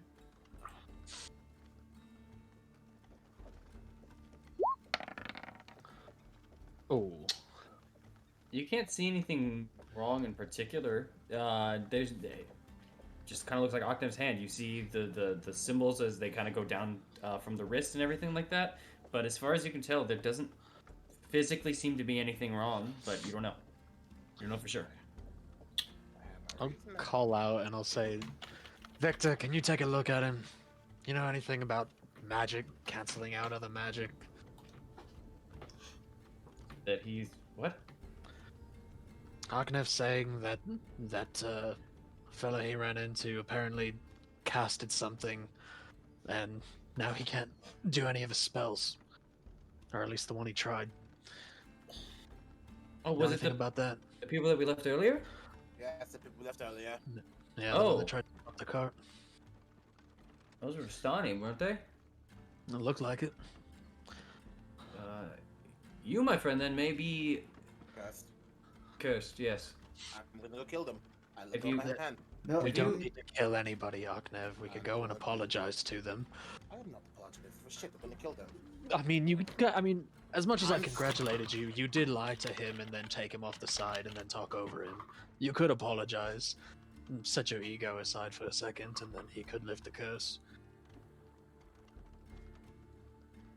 That's the No. sensible thing to do. When have I been sensible? I'm sensible because you asked me to. Not for this. Now Not this for is the him. time to start. No. Listen, the Besides, Vistani are our friends. It's not in the Sword Skull Star friends. Not even our friends, really. They did try to kill us because someone told them all out.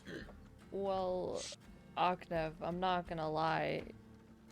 If you go in to fight, you're gonna lose. Because the Mistani has magic, and you'll be dead. So it wouldn't kill matter him in the before. end. That's fine. I just want him dead now. But you won't be able to kill him, because he'll can probably kill kill you first. I can get the sword into him before he kills me. No one needs to die. Just saying. If we can finish up this shipment, we can go back to them, and then talk to them, Okay. apologize, maybe figure out what's wrong. No blood needs to be drawn. Okay. If there's a curse, there's a way to lift it. I don't know much about magic, but I do know that.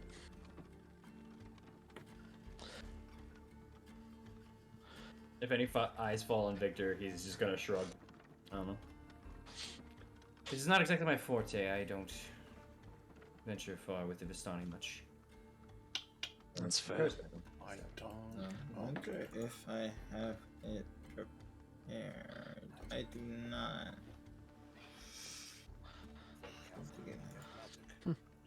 Aknev, try a different spell. See if it was maybe just the first one. Maybe he anticipated you getting into some trouble and then fucking up the moment you need it. Try sleep or something. Minor illusion. Does that work? Minor illusion? Ping it? Yeah. Just did it. Oh. It does not. Doesn't work. Let's try message. Does that work? It does not. It seems that each time you try to go and kind of like try to do the spell, it does not. Every single time you're trying to go do these spells, your arms kind of start moving into the motions that you remember them to go through, but something's not clicking. Something is not clicking. You feel like your hands aren't doing what you want them to do. No, I know. Oh, I know exactly what's going on. But the problem is, all my spells are somatic because my fucking stupid bod. Ah. Fuck. Can you at least play the pan flute? That won't matter. But, you know, if your fingers don't work, at least we know what the problem is. Instead of just magic alone. Yeah, can you even wield your swords? You want to go play the pan flute? Okay. You pull it out and you just. Your fingers are fine for that. Thought. Do they work? What? Thought. Do they work? Swinging around. How they feel? Oh, the swords. That's what he said. Yeah, the swords. Oh, are you swinging the swords around too? Yes. If you're swinging around the swords, you're just kind of going through. I mean, you feel off in general, but and the fact that you don't have a target in front of you is a bit weird because you usually like to make purchases and then shift your momentum from that. But nothing feels super off. Hold on. Try and cast the spell one more time, but do it slowly. Let me see something.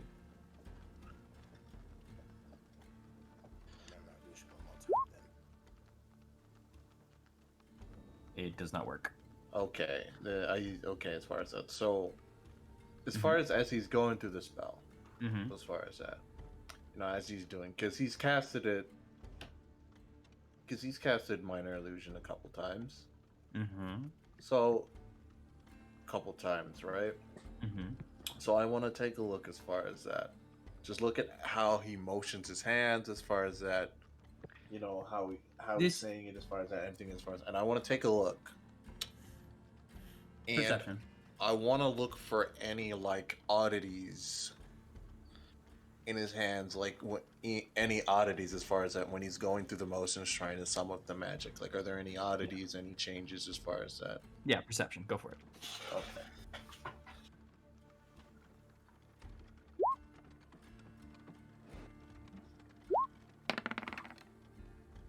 In your limited time with both Arcana and just the people that use magic around you, Aknev's casting is very usually graceful and very quiet about it. He's very much in the fingers when he tries to cast, essentially, or sometimes he uses his blades, kind of as you've seen. His fingers seem very both tense and seem to lock up and move in sporadic ways when he's seemingly trying to cast this time around. It's nowhere near where it used to be. It was not a high DC, it was an 8. I'm going to use my swords now and try to cast a spell to them. Alright, what spell? I'm still trying for magic spell, so minor illusion. You go and you kind of take the swords and you cling them together, you make that sound, but the vibration doesn't sound like it usually does. It kind of just sounds like more so than anything else, rather than the like high-pitched whine kind of. Doesn't sound right. And the spell does not work.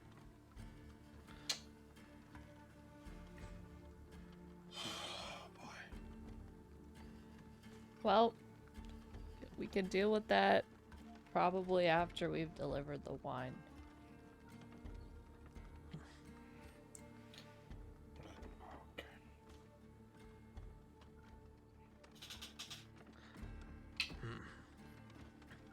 Well, actually, let's. I'm going to try. I'm kind of concerned, so I just want to try something real quick. As I'm gonna kind of stand next to Octave, and I'm gonna try casting guidance on him. Casting guidance on him, okay. Yeah, I want to see if is it just specifically he can't cast magic, or can he not have any magical effect on him? So I want to cast guidance on him. You cast guidance on him, and you feel the effect take place.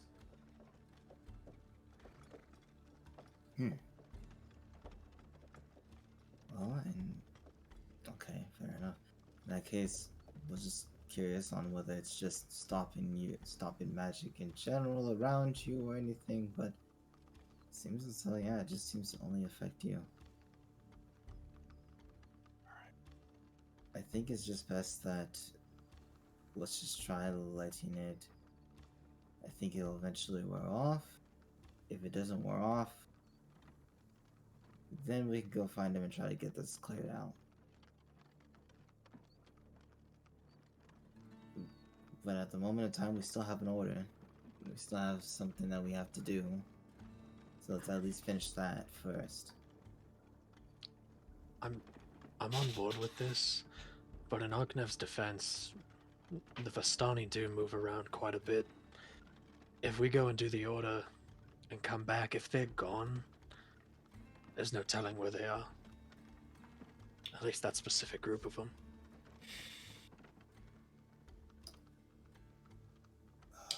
Worst case scenario, I mean, Victor's here and everything. Plus you guys have the Mardikovs. We could split the group in half. We'd still have numbers.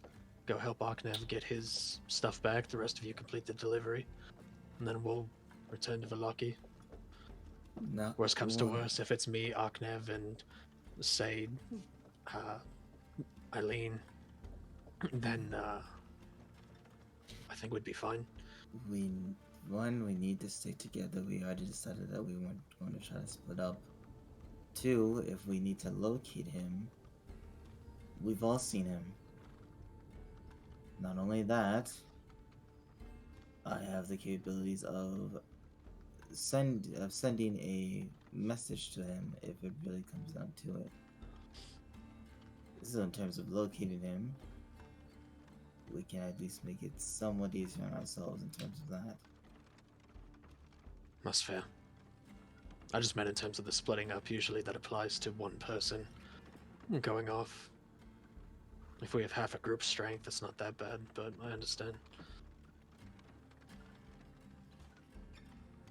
Let's just finish. I just know he doesn't want to be without his without his spells, as helpful as it would be.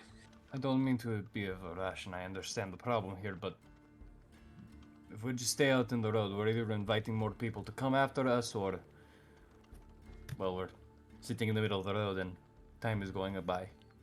He's right. We're almost to town. Let's just finish this. You okay to continue then? Agnev, what about you? We get to the entrance of Ilaki. Once they're inside, they'll be safe. They can finish the order. We can turn right around and head back here. We were gonna part ways anyways.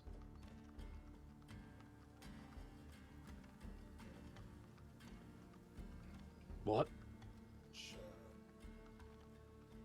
All right. I said sure. Also, get Yeah. a little closer to your mic if you could, please. But thank you. All right. We get the Matakovs to Valaki. As soon as we walk through the gates, we turn around and head back this way. They can finish the order. They don't need us for that. Right. Then you guys continue on. Mm-hmm. Jeez, I just. Okay, this is going to be tough. As you guys kind of continue on forth and just heading back out towards Valaki. You guys kind of begin your way onward, and as you're kind of approaching this way, you get to the crossroad again where you see the kind of broken off signpost, still in its condition that it was previously, just kind of into the brush. And you see the bridge maybe a couple 100 feet up ahead. But Amaris, Oh boy. Eileen, Morrow, Agnev, and Thorn, Everyone. you guys begin hearing rushing through the brushes and rushing through the woods, very, very much at a rapid pace. Son of a bitch. Oh no. What Oh, my kind of goodness. rushing now? Can we discern what it is? Yes, actually very quickly. Yeah, that's werewolves. Probably. Because you see now, not hiding at all, just rushing through, of not one direction, not two, but it seems to be multiple, are large, snarling wolves, about the size of a grizzly bear, that step out of the fog and out of the woods and start rushing at all of you guys. In the I'm just gonna turn to Adrian and yell God. as loud as I can. As you yell out, go, and as they're rushing to all of you guys, we're gonna end tonight's session right there. No! Yeah, I'll No! do it. I'll do No! it. No! No! I wanted to get that out Have before I- next session. Just No! No! No! Oh my Before we god. end the session, because we're probably gonna go to combat. Have I gotten a short rest at all? Oh No, my I asked god. I asked you guys if you had wanted one. This over there, and you guys didn't take it. So that's 6 health right now still? He's at 6 health Agnev currently. has no spells. No, that's why I'm like that. It's like, hey, let's short rest here for Morrow and for me to get my long rest in. And we're like, no, let's go. I'm like, okay. Well, we're on a schedule. That's the shitty part. Okay, well, no, it's Yeah, fine. This is- 4 hours would have been a no to Adrian all of them, but for Morrow. but for a short rest, yeah, no, they were offering if you guys wanted it or needed it. Would have maybe done a little convincing to Adrian and Elevator, but honestly, possible, I guess. But It's fine. now I'll just, ain't the time. I'll just pop. If I don't go down before. You'll be fine. I I have a spell prepared just for this occasion. I mean, You're fine. look at the bright side. I told them to go. You're in the cart. Just ride with them away. Damn. It's just not my It's- session it's- today. That would be honestly the best case scenario It's for just you. not my session today. Alright, man. Alright. All right. Well, shit. Maybe. I don't want to wait. I just want to fight, but we have to end it here. We have to end it here.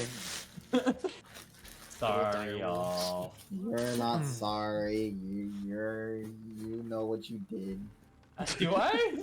Yeah, you did. know How, what you did. how dare you bring a dream journal, you piece of...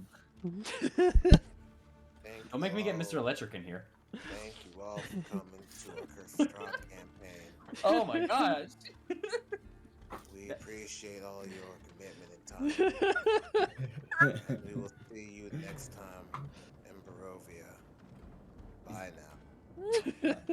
Bye-bye. Goodbye, Bye. guys. Magic. I'm liking that impression of the Baron of Krezk.